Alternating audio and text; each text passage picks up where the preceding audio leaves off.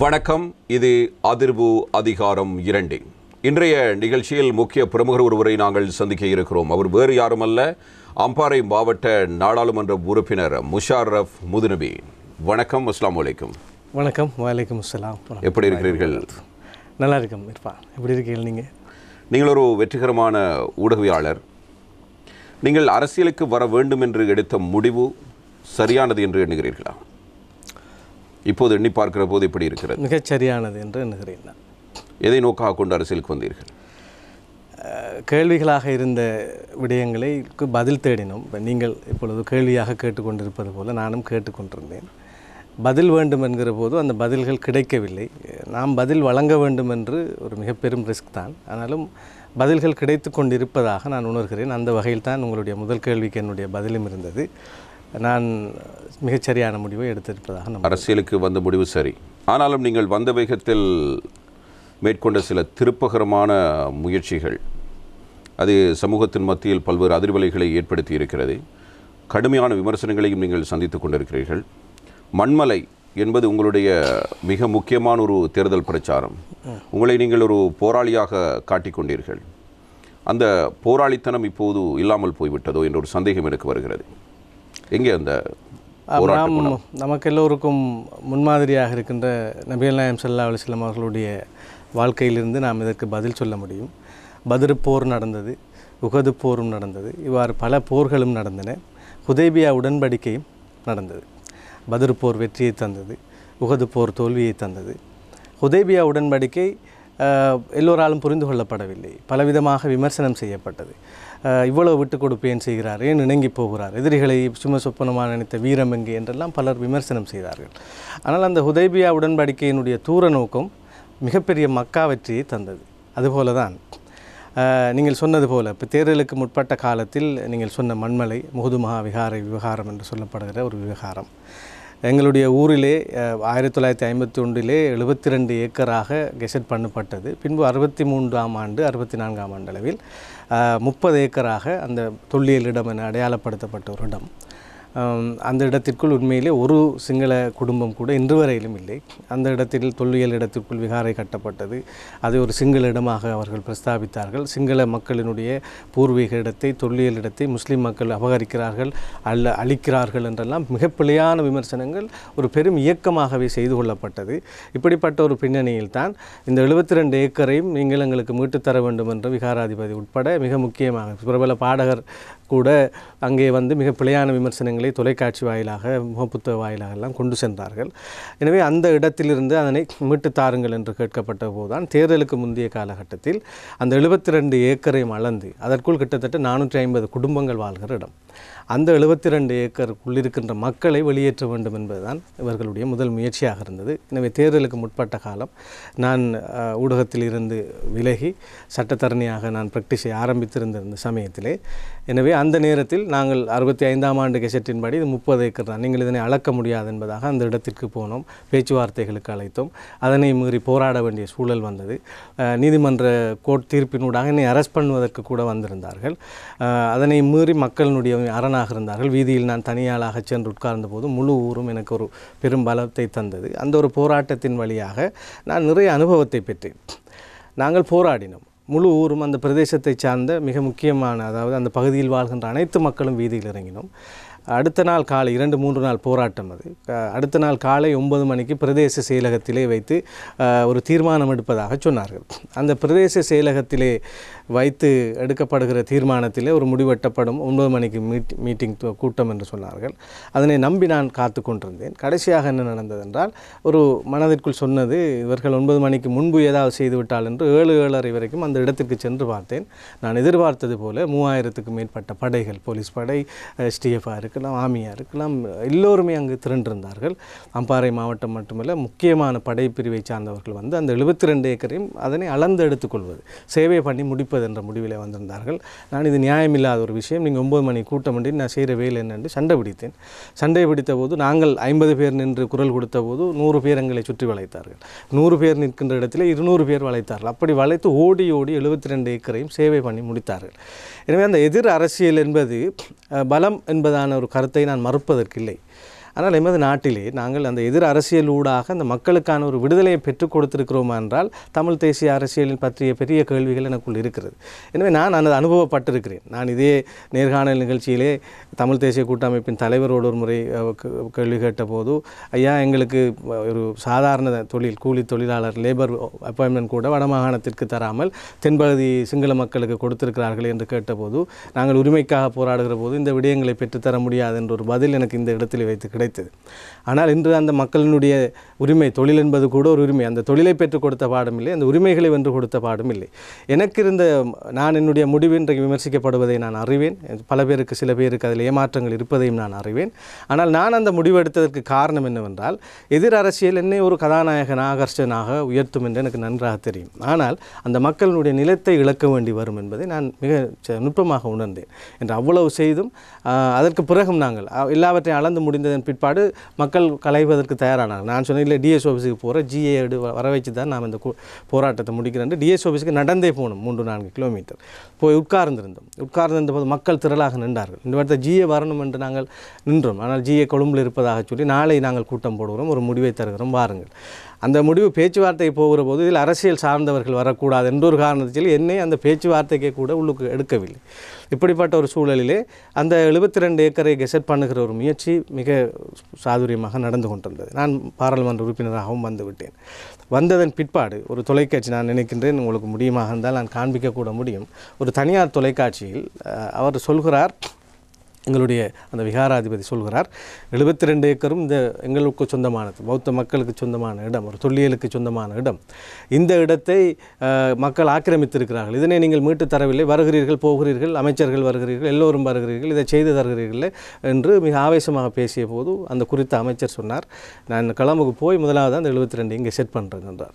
இதே இடத்தில் மட்டக்களப்பிலும் கூட ஒரு விடயம் நடந்தது. அங்குள்ள ஒரு பாராளுமன்ற உறுப்பினர் அவர் கீழே உட்கார்ந்திருந்து, அதுவும் தொலைக்காட்சியில் ஒரு ஹீரோயிசமாக காண்பிக்கப்பட்டது. நான் என்னுடைய வாழ்வில் இந்த முடிவெடுத்ததுக்கு காரணம், ஹீரோயிசத்தோடு நான் பெரியவனாக என்னை காண்பிப்பது சரியா, மக்கள் பிரச்சனைக்கு தீர்வு எடுத்து கொடுப்பது சரியா? எனவே எனக்கு இந்த 30-40 வருட தமிழ் அரசியலில் நான் நிறைய விடயத்தை நானும் பார்த்துருக்கேன், நீங்களும் பார்த்து கொண்டு தான் இருக்கிறீர்கள். எதிர் அரசியல் செய்வதும் பேர் பெறுவதும் லேசான ஒரு விடயம். எல்லாவற்றிற்கும் அரசை திட்டிக்கிட்டே இருந்துட்டோம்னா நாங்கள் ஹீரோ ஆகிடலாம். ஆனால் அந்த தீர்வு மக்களை அந்த இடத்தில் எழுப்பி விட்டதற்கு பிறகு எதை பேசுவது, எதை நியாயப்படுத்துவது? எனவே நான் இந்த இடத்தில் தான் நான் முரண்பிடிக்க வேண்டிய ஒரு நிலைமை வந்தது. என்ன பாடுபட்டேனும் இந்த பிரச்சனையை தீர்த்தாவது என்று நான் முதல் கட்டமாக அந்த குறித்த அமைச்சர் கொழும்புக்கு வந்தவுடன் அவரை சென்று சந்தித்தேன்.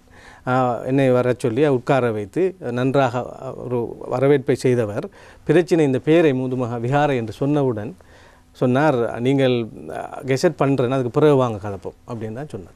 அப்போ அந்த 72 ஏக்கர் என்று 450 வீடுகளை அபகரிப்பதற்கான அந்த முயற்சி அந்த இடத்திலிருந்து தான் தொடங்குகிறது. அதிலிருந்து அன்றே என்னுடன் வந்தவர்கள் கூட சொன்னார்கள், இது முடிஞ்சு போச்சேன். கட்சி தலைமைகள்கிட்ட கூட சொன்னேன், அது 500 ஏக்கர் போனால் போகட்டும், அந்த 502 அந்த 57 வீடுகள் 30 ஏக்கருக்குள்ளே இருந்தது, 450 வீடுகள் மொத்தமாக இருந்தது, அந்த வீடு போனால் போகட்டும், நாம் எங்கேயாவது 500 ஏக்கர் 500 வீடுகள் கட்டி கொடுப்போம் என்று சொன்னார். எங்களுடைய கட்சியின் தவிசாளர் அவர்கள் சொன்னார், உரிமை அரசியல் எந்த அரசாங்கத்திலையும் வென்றெடுக்க இல்லாதுன்னு சொன்னார். அப்போ எனக்கு இவர்களுக்கு பகரமாக ஒரு மாற்று வழியை, ஒரு தனித்துவமான வழியிலே நாம் இதனை வென்றடைய வேண்டும். இது ஒரு சவால். இந்த சவாலை நாம் ஏற்றுக்கொள்வோம். இதை ஏற்றுக்கொள்கிற போது அரசாங்கத்தோடு இணைந்து கொண்டார், சோரம் போய் விட்டார், அது சொல்வார், இப்படியான பல பழிகள் வரும் என்றும் எனக்கு தெரியும். இந்த பழிகளை நான் இன்றும் ஏற்றுக்கொண்டிருக்கிறேன். இந்த பழிகள் நான் இந்த விடயத்தில் ஜெயித்து காண்பித்ததன் பிற்பாடு இந்த நிலத்தை மீட்டெடுத்து அந்த மக்களுக்குள் வீடுகளுக்குள் இப்பொழுது போடப்பட்டிருக்கின்ற தொல்லியல் கற்களை நான் அகற்றுகின்ற போது என்னால் பேச முடியும் என்ற ஒரு நம்பிக்கை இருக்கிறது. நான் இப்பொழுது விளிம்பில் இருக்கிறேன். 95% விடயங்களை முடித்து இப்பொழுது எப்போது அது முடிவுக்கு வருகிறது? வருகிற ஜனவரி 1ஆம் 2ஆம் 3ஆம் வாரத்திற்குள் இப்போது அதிலே குறித்த ஒதுக்கப்பட்டிருக்கிறது. அந்த நிலத்திலே மக்கள் இருப்பிடங்களை மக்களுக்காக ஒதுக்கிவிட்டு அந்த கடற்பு பிரதேசங்கள் எல்லாம் சேர்த்து, அந்த கரையோரங்களில் இருந்த பிரதேசங்கள் எல்லாம் சேர்த்து, இது பௌத்த விகாரைக்கு சொந்தமான இடம் என்று அதற்குள் 3 ஏக்கர் தான். தொல்லியல் இடம் வேறையாக இருக்கிறது, பௌத்த விகாரைக்குரிய இடம். அந்த பீச் பகுதியெல்லாம் அது அரசுக்கு சொந்தமான நிலம், பிரதேச சபையினுடைய கட்டுப்பாட்டிற்குள் வரும். இதற்கு பகரமாக அங்கே சில தனியார் நிலங்கள் மண்ணுக்குள் புதைந்து போயிருந்தன. எனவே இதனை ஒரு கெசட் பண்ணுகிற போது அவர்களுக்கும் ஏதேனும் நஷ்டஈடு கிடைக்க வேண்டும் என்ற அடிப்படையில் ஒரு 5 பேருடைய இடம் அக்விசேஷன் ஒன்று நடக்கிறது. அது அவர்களாக விரும்பி கொடுத்திருக்கிறார்கள். எனவே அது சம்பந்தம் 5 பேர் என்பது நான் வீடு கட்டி வீடாக இருக்கின்றவர்கள் அல்ல, வெறும் நிலம், அது நிலத்துக்குள் மண்ணுக்குள் புதைந்திருக்கிற இடங்கள். அதில் ஒரு சிலர் கூட அரசியல் அரசியல் ரீதியாக இவன் வென்று விடுவான் என்பதற்காக அவர்களுடைய சொந்த நிலத்தை கூட எனக்கு காசு தந்தால் மாற்று நிலத்தை தந்தால் நான் தருவேன் என்று சொன்ன விஷயங்கள் எல்லாம் இருக்கிறது. நான் பிற்பாடு பேச இருக்கிறேன் அதனை தெளிவாக மக்களோடும். எனவே அவர்களுக்கு நோட்டீஸ் ஒட்டப்பட்டிருக்கிறது. இந்த வாரத்திற்குள் எங்களுடைய பிரதேச செயலகத்திலிருந்து அந்த 5 மாற்று நிலம் பற்றிய உறுதிமொழி வழங்கப்படுகிற போது காணி அமைச்சு அவர்களுக்கு நிலத்தை வழங்கினால் ஒட்டுமொத்தமான வர்த்தமானி அறிவித்தல் வெளியிடப்படும். எத்தனை ஏக்கர் இப்போது மக்களுக்கு கிடைக்க இருக்கு? இப்போது இல்லை, மக்கள் வாழ்ந்த கடைசியாக 65ஆம் ஆண்டு கெசட்டின்படி 30 ஏக்கருக்குள் இருந்த 57 வீடுகள் ஜெயபூமி கிராண்டோடு இருந்தது. அவர்களுடைய வீடுகளுக்குள் கல் போடப்பட்டிருக்கிறது. இன்றைக்கு நிறைய பேர் இதை பற்றி பேசுகிறவர்களுக்கு இதில் சப்ஜெக்ட் என்னவென்றே தெரியாது. கல் போடப்பட்டிருப்பதால் உங்களுக்கு தெரியும், தொல்லியலிட கற்கள் போடப்பட்டிருப்பதால் அவர்களுக்கு ஒரு கிணறு தோண்ட முடியாது, இருக்கின்ற குடிசையை அசைக்க முடியாது. ஒரு வீட்டுக்கு சென்று பார்த்தேன், அத்திவாரம் போடப்பட்டு கற்களும் அடுக்கப்பட்டு சிமெண்ட்டும் வாங்கி வச்சுக்கார், ஒரு சின்ன குடிலுக்குள் வாழ்கிறார். அவருக்காக கட்ட முடியாது, ஏன்னா தொல்லியல் இடத்திற்குள் இருக்கிறது. அனுராதபுரத்திலே கூட குடிப்பதற்கான ஒரு தண்ணீர் அகழ்வதற்கு GM அவர்கள் ஒரு அனுமதியை கொடுத்திருந்தார், பாவம் மக்கள் என்று. அது ஒரு மிகப்பெரும் கேஸாக மாறியது. தொல்லியல் இடத்துக்குள் நீங்கள் எப்படி அனுமதி கொடுப்பீர்கள்? அப்படிப்பட்ட ஒரு தொல்லியல் இடம் வர்த்தமானி அறிவித்தலூடாக இருக்கிற இடம். நான் சொல்கிறது 72 ஏக்கர் குழிகள் 450 வீட்டு பிரச்சனை நான் இன்றோ முடித்து விட்டேன். அது எனக்கு கிடைத்திருக்கிற மிகப்பெரிய வெற்றி. இப்பொழுது அந்த 30 ஏக்கருக்குள் இருக்கின்ற 57 வீடுகளையும் மீட்டெடுப்பதற்கான முயற்சியில் தான் இறுதி கட்டத்தில் இருக்கிறேன். எனவே அவை மீட்டெடுக்கப்படுகிற போது நாங்கள் எல்லோரும் பார்த்து கொண்டு இருப்பார்கள். இந்த எல்லா அதிகாரிகளோடும் சென்று கடைசியாக அந்த கற்களையும் பிடுங்கி மக்களை நீங்கள் உங்களுடைய இடத்தில் சுதந்திரமாக இருங்கள் என்பதற்கான அனுமதியை நாங்கள் வழங்குகிற போது என்னுடைய முயற்சி, நான் எடுத்த இந்த நீங்கள் சொன்ன முரணான தீர்மானங்களின் பின்னர் உள்ள நியாயங்களை பற்றி நிச்சயம் புரிவார்கள் என்ற நம்பிக்கை இருக்கிறது. அதாவது ஒட்டுமொத்தமாக 450 குடும்பங்களுக்கும் எந்தவித பாதிப்பும் இல்லாமல் அதே சொந்த இடங்களில் அவர்களை அமரச் செய்வதற்கான முயற்சியில் நீங்கள் வெற்றி கண்டிருக்கிறீர்கள் என்று சொல்ல வருகிறீர்கள். இதுதான் உங்களுடைய அரசியல் பிரவேசத்தினுடைய பிரதான நோக்கமாகவும் இருந்தது. பிரதானமாக எங்கள் ஊரில் இது மாத்திரமல்ல, தொல்லியல் பிரச்சினை, வைல்ட் லைஃப், ஃபாரஸ்ட். இப்போ நீங்கள் அம்பாறை மாவட்டத்தில் ஏனைய ஊர்களுக்கு சென்று பார்த்தால் இப்போ கல்முனை, சாய்ந்தமருதை, மருதமுனை, இப்படி சம்பந்தம் நிறைய இடங்கள் இருக்கும். ஆர்கியோலஜி சம்பந்தப்பட்ட நெருக்கடிகள் அவர்களுக்கு இருப்பதில்லை, வைல்ட் லைஃபுக்கான நெருக்கடி இருப்பதில்லை, ஃபாரஸ்ட் சம்பந்தப்பட்ட பிரச்சனைகள் இருப்பதில்லை. ஆனால் பொத்துவிலை எடுத்து பார்த்தால் CCD கரையோர பாதுகாப்பிலிருந்து எல்லாவற்றிற்குமான பிரச்சனைகள் குவிந்து கிடக்கிற ஒரு இடம். எனவே இதுபோல் நிறைய காணி பிரச்சனைகள் அம்பாறை மாவட்டத்தில் பிரதானமாக 38 காணி பிரச்சனைகள் இருக்கின்றன. இந்த காணி பிரச்சனைகளை தீர்ப்பதற்கான எந்த ஏதுக்களையும் இவர்கள் எவரும் முன்பு இருந்தவர்கள், ஆட்சியில் இருந்தவர்கள், இப்பொழுது இருப்பவர்கள், தலைவர்களாக இருப்பவர்கள், அமைச்சர்களாக இருப்பவர்கள் ஒரு இஞ்சி நிலத்தையும் முஸ்லீம் சமூகத்துக்கு எடுத்து மீட்டு கொடுக்கவில்லை. நிலம்தான் ஒரு அரசியல் சொல்கிறேன். தலைவர் அஷ்ரஃபிலிருந்து அந்த குற்றச்சாட்டை நீங்கள் முன்வைக்கிறீர்கள். தலைவர் அஷ்ரஃப் அவர்கள் வென்றிருக்கிறார். தலைவர் அஷ்ரஃபை நாம் எடுத்தால் மகாவிகாரையில் எதுவும் செய்யவில்லை, இவருக்குமே எந்த ஒரு பங்களிப்பையும் செய்யவில்லை. ஆனால் தலைவர் அஷ்ரஃபை பொறுத்தளவில் தீகவாப்பியில் ஒரு தீர்வை எடுத்து கொடுத்தார். நான் இங்கே ஒரு ஒப்பீடாக பேச வேண்டியிருக்கிறது. சமாந்துறை மக்களுக்கு சொந்தமான இந்த தீகவாப்பி காணி சம்பந்தமான ஒரு தீர்வு எடுக்கப்பட்ட போது கூட பல விமர்சனங்கள் வந்தது. இவர் அப்படியே அங்கே கொடுத்து விட்டார், முஸ்லீம்கள் நிலத்தை அவர்களுக்கு கொடுத்து விட்டார். ஆனால் அவர் மிக மிக வித்தியாசமான ஒரு உத்தியை கையாண்டார். அவர்கள் எங்களுக்கு 500 ஏக்கர் வேண்டும் என்று முஸ்லீம் சமாந்துறை மக்களினுடைய நிலங்களையும் சேர்த்து கேட்டார்கள். அவர் டெக்னிக்கலாக ஒரு விடயத்தை செய்தார். மர்ஹூம் எம்எச்எம் அஷ்ரஃப் அவர்கள் என்னவென்றால், குறித்த ஒரு சேவையரை அங்கே அழைத்து சென்று இவர்கள் கேட்கிற 500 ஏக்கர் எந்த எல்லைக்குள் வரும் என்று அவர் அனுமானித்து அவர்கள் ஸ்கெட்ச் ஒன்று போட்டு பார்த்த நேரத்தில் அங்கே மக்களினுடைய நிலங்கள் பெருமளவுக்கு போவதில்லை. ஆனால் அவர்களுடைய குத்துமதிப்பாக மக்களினுடைய நிலத்தையும் கேட்டுக்கொண்டு 500 ஏக்கர் அளந்து தந்தால் உங்களுக்கு ஓகே தானே என்று ஒரு முடிவெட்டப்பட்டு 500 ஏக்கர் அளந்து கொடுத்த போது மக்கள் நிலம் மீட்கப்பட்டது. ஆனால் அந்த நேரம் அவருக்கும் விமர்சனம் செய்தார்கள். அவர் அதை சாதித்து காட்டுங்க. நான் சொல்கிறேன், இப்பொழுது இருக்கின்ற தலைமைகளுக்குள் அமைச்சர்களாக இருந்திருக்கும், என்னை பொறுத்தளவில் ஒரு கேபினெட் அமைச்சர் என்ற ஒன்று, நான் கூட ஒரு ராஜாங்க அமைச்சராக 21 நாட்கள் மாத்திரம் நான் இருந்தேன். அவ்வாறான ஒரு பலமிக்க ஒரு அதிகாரம் கைக்கு கிடைக்குமாக இருந்தால் மிக பெருமளவு காணி பிரச்சனைகளை முடிக்க முடியும் என்ற நம்பிக்கை எனக்கு வந்திருக்கு. இப்போ அரசியல் கலை யதார்த்தத்திலே இவர்கள் ஏன் முடிக்காமல் இருக்கிறார்கள் என்பதற்கும் என்னிடம் பதில் இருக்குது, எனக்கு சொல்ல முடியும் அதை.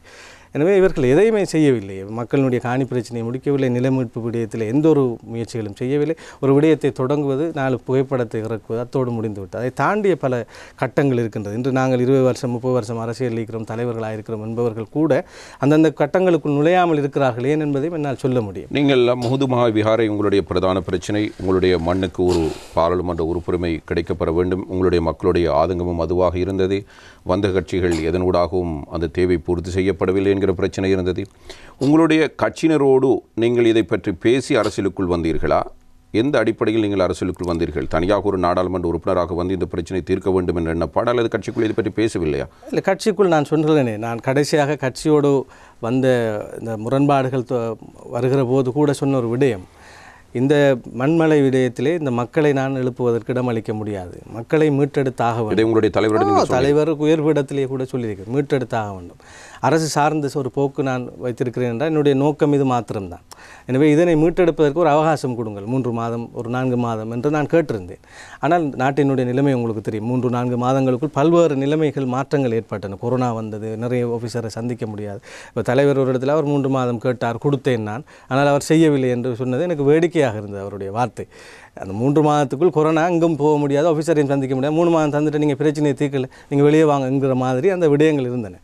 இவர்கள் தசாப்தங்களாக தீர்க்காத ஒரு பிரச்சனை. எனவே அது எனக்கு புரிகிற வழி, என்னுடைய நிலத்தினுடைய, என்னுடைய மாவட்டத்தினுடைய, என்னுடைய கிழக்கு மக்களுடைய, ஒட்டுமொத்த சமூகத்தினுடைய எனக்கு இருக்கிற வழி அவர்களுக்கு இல்லை என்கிற ஆதங்கம் இன்றும் இருக்கிறது. எப்படி என்றால், அரசியல் சொல்வது கிழக்கு மண்ணை பொறுத்தப்படுத்தி வந்த பாராளுமன்ற உறுப்பினர்களுக்கும் அந்த வழி, அந்த தேவைப்பாடு இல்லை என்ற இல்லை, அவர்களுடைய பொறிமுறை சார்ந்த, அவர்களுடைய அணுகுமுறை சார்ந்த சில முறைப்பாடுகள் இருக்கின்றன. இப்போ உதாரணத்துக்கு பக்கத்தூரை சேர்ந்த தேசிய காங்கிரஸ் தலைவர் அத்தாவுல்லா அவர்களை எடுத்தால், கிழக்கு பிரிந்திருக்க வேண்டும் என்று அவர் விடுதலை புலிகளினுடைய ஆக்ரோஷமான போராட்டத்துக்கு எதிராகவும் குரல் கொடுத்தார். அந்த உணர்வில்லை என்று நான் சொல்ல வரவில்லை. ஒவ்வொருவரும் ஒவ்வொரு விடயங்களில் இருக்கிற சக பாராளுமன்ற உறுப்பினர்கள் நான் இந்த விடயங்களை செய்வது தொடர்பான அவர்களுடைய அணுகுமுறைகளிலே நான் மிக பெரும் தவறுகளை பார்க்கிறேன். வெறுமனே ஒரு இடத்தில் பேசுவது, பாராளுமன்றத்தில் கதைத்து விட்டு விடுவது என்பதன் ஊடாக ஒரு பிரச்சனையும் தீர்க்க முடியாது. அதை தாண்டி ஒரு கடினமான அதிலே நான் மிக குறைபாடுகளை பார்க்கிறேன். எனவே இவர்கள் தசாப்த காலமாக இந்த பிரச்சனைகளை ஏன் தீர்க்கவில்லை என்றால், நான் இப்பொழுதும் சொல்கிறேன், இன்னும் 2 தசாப்தம் கொடுத்தாலும் தீர்க்கவே மாட்டார்கள். ஏனென்றால் இதில் பல பிரச்சனை. இப்பொழுது நீங்கள் பார்த்தால், ஒரு ப்ராக்டிக்கலாக நாம் பேசுவதாக இருந்தால், இப்பொழுது இந்த அறகலை இந்த பீரியட்லாம் பார்த்தா அரசியல்வாதிகள் மீது விமர்சனம் செய்கிற ஒரு மனப்பான்மை ஒன்று வந்துவிட்டது. பொதுவாக எல்லா பழிகளையும் தூக்கி அரசியல்வாதிகள் தலையில் வைக்கிறேன். இலங்கையில் நான் பார்க்கிற குறைபாடு, நாம் எல்லாரையும் மாற்ற வேண்டியிருக்கிறது. அரசியல்வாதிகளில் மிக தவறிழைப்பவர்கள், ஊழல் புரிபவர்கள், இவர்களினுடைய அடுத்தது அரசியலுக்காக நல்ல விடயங்களை தடுப்பவர்கள் என்று மிக திருத்த வேண்டிய அரசியல்வாதிகள் இருக்கிறார்கள். இதுபோல் அதிகாரிகளினுடைய ஒரு அராஜகம் என்பது அது மிக பெரிசாக விமர்சிக்கப்பட வேண்டியது என்னுடைய தாழ்மையான ஒரு கருத்து. நீங்கள் இலங்கையில் இருக்கின்ற ஒவ்வொரு துறைகளிலும் இருந்த வீழ்ச்சிகளை நீங்கள் எடுத்து பார்த்தால், அதிகாரிகள் அரசியல்வாதிகள் அனுமதித்தாலும், கேபினெட் அப்ரூவல் கொடுத்தாலும் கூட சில நேரம் அதிகாரிகள் அதனை செய்ய மறுக்கின்ற நிலைமைகள், அதில் ஒரு அசம்பந்தமாக இருக்கிற ஒரு விடயம். ஒரு விடயத்தை போய் பேசி எல்லாம் தீர்மானம் எடுத்ததுக்கு பிறகு திரும்ப 1 மாதத்துக்கு அப்புறம் முதல்ல இருந்து கேட்கிற விடயங்கள், அதில் இருக்கிற இதனை தொலைக்கிற விடயங்கள் என்று சில நேரங்களில் அமைச்சர்களை மீறி செக்ரட்டரிஸ் நடக்கிற விஷயங்கள், இப்படி பல நம்ம அரசியலுக்குள் இருக்கிறது.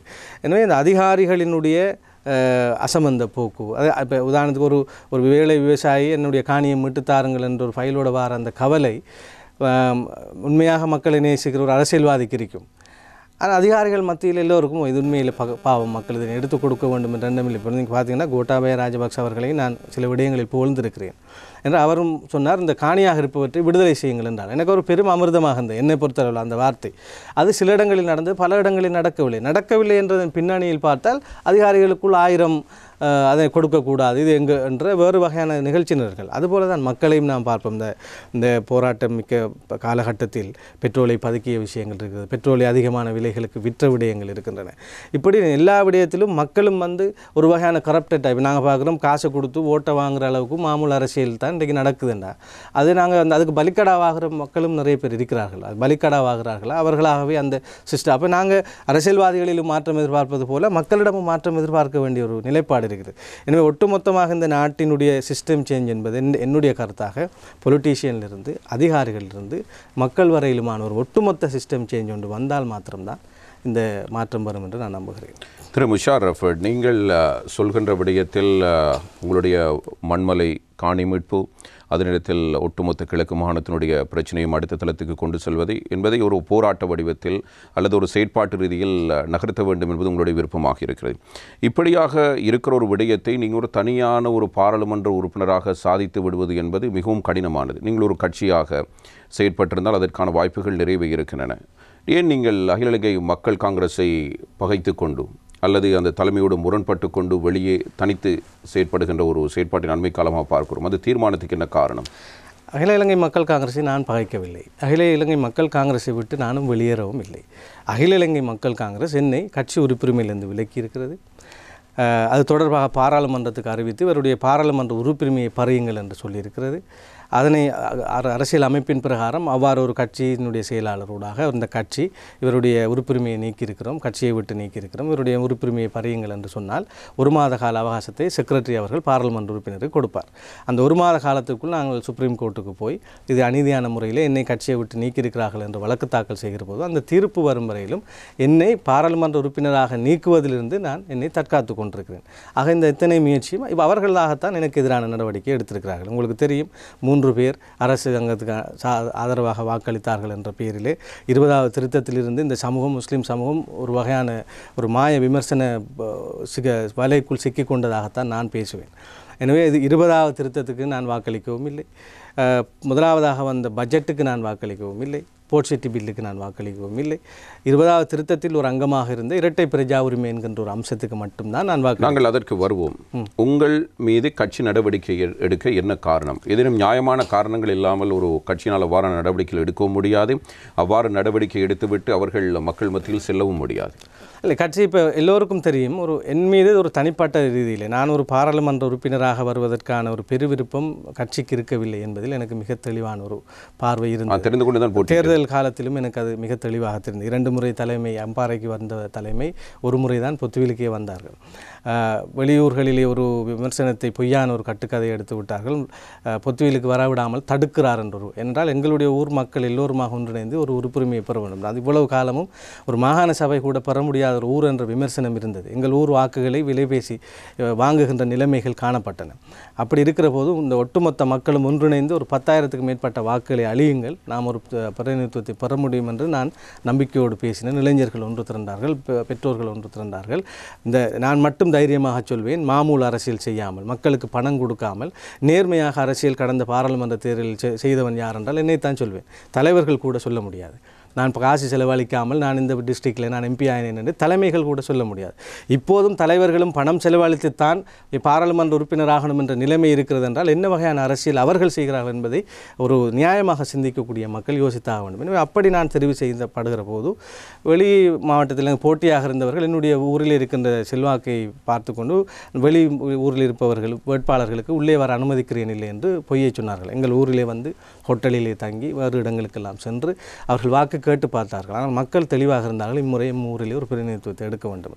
அதனை சொல்லிக்கொண்டு உண்மையாக அந்த தேர்தல் காலத்தில் என்ன நடந்தது என்றால் என்னை எந்த ஊருக்கும் போகாமல் தடுத்தார்கள். நான் நாவிதன் வெளிக்கு 2 முறை செல்ல இருந்த பயணம், சக வேட்பாளர் ஒருவரே எனக்கு சப்போர்ட் பண்ணுற இளைஞர்களுக்கு அவர் வந்தவரை அடிப்போம் என்றெல்லாம் சொல்லியிருந்தார். மருதமனையில் என்னுடைய காருக்கு 2 முறை கற்களால் வீசியிருந்தார்கள். இப்படி பல சம்பவங்கள் நடந்தன. இப்போ இவை பற்றி முறைப்படுகிற போது தலைமை ஒரு நடுநிலையாளராக இருந்து செயற்பட வேண்டும். உங்களுக்கு தெரியும், எங்களுடைய நாவிதன் வழியைச் சேர்ந்த சித்திக் நதீர் என்பவர் தலைமையோடு மிக நெருக்கமாக இருந்தவர். எந்த எதிர்பார்ப்பும் இல்லாமல் சொந்த பணத்திலே மக்களுக்கு சேவை செய்த ஒரு அரசியல் இன்னமும் ஒரு கண்ணியத்தோடு பார்க்கின்ற ஒருவர் அவர் தலைமைக்கிட்ட அந்த நேரம் கேட்டிருக்கார். இப்படி கல்முனையைச் சேர்ந்த ஒரு வேட்பாளர், இன்னும் சிலர் வந்து முஷாரஃப் வரக்கூடாது என்கிறார்கள், அவரும் ஒரு சக வேட்பாளர், அவர் இந்த ஊருக்கு வரக்கூடாது, இதை நீங்கள் கேட்க மாட்டீர்களா? அதுக்கு தலைமை கொடுத்திருக்கிற பதில் என்னவென்றால் அவர்கள் சொல்கிறத கேட்டு செய்யுங்களேன் என்று தான் சொல்லியிருந்தார். இவர் மேலே இருக்கிற மிகப்பெரிய குற்றச்சாட்டு என்னவென்றால், இது நீங்கள் ஆதாரப்பூர்வமாக சொல்லுங்கள். அவரே அண்மையிலே முகப்புத்தகத்தில் இப்படி ஒரு சம்பவம் நடந்தது. இதுபோல் எனக்கு பல சம்பவங்கள் சொல்ல முடியும். எனவே அந்த நேரத்திலும் எனக்கு பாதுகாப்பு இருக்கவில்லை. அவர் முதன்முறையாக சிறைக்குள் இருக்கிற போது அவருக்காக நான் கடுமையாக உழைத்தேன். அந்த நேரத்தில் மன்னிக்க வேண்டும் பாராளுமன்ற உறுப்பினர், நீங்கள் வரக்கூடாது என்ற ஒரு தீர்மானத்துக்கு இவர்கள் வருகிறார்கள். வரக்கூடாது என்றால் வேறொருவர் வர வேண்டும் என்ற விருப்பத்தோடு இருக்கிறார்கள். ஆனால் நான் வந்துவிடக்கூடாது என்பதில் அவதானமாக இருந்தேன். அப்படியானால் ஏன் உங்களை வாக்காளர் இந்த வேட்பாளர் பட்டியல் உங்களை சேர்த்து வேட்பாளர் பட்டியலில் போடுகிற போது நான் ஒரு பாராளுமன்ற உறுப்பினர் ஆவேன் என்று இவர்கள் எவருமே நினைக்கவில்லை. ஒன்று பணம் இருக்க வேண்டும், பணம் இல்லாட்டி எலெக்ஷன் செய்ய இயலாது, மற்ற விஷயங்கள். அடுத்து இத்தனை வருட அரசியல் அனுபவம் கொண்ட ஏனைய போட்டியாளர்கள் இருக்கிறார்கள், இவர் அரசியலுக்கு கற்றுக்கூட்டி இப்போ தான் வந்த ஒரு ஆள், இப்படி பல ஊகங்கள் எல்லோருக்குள்ள இருந்து எனக்கு தெரியும் நான் என்ன பிளானோடு இருக்கேன். எப்படி என்னால் வெல்ல முடியும், அந்த இறைவன் உதவியை கொண்டு நான் இக்லாஸாக நானும் மற்றவர்கள் போன்று எனக்கு 50,000 ஓட்டு கிடைக்கும் 60 கூட பேசலை.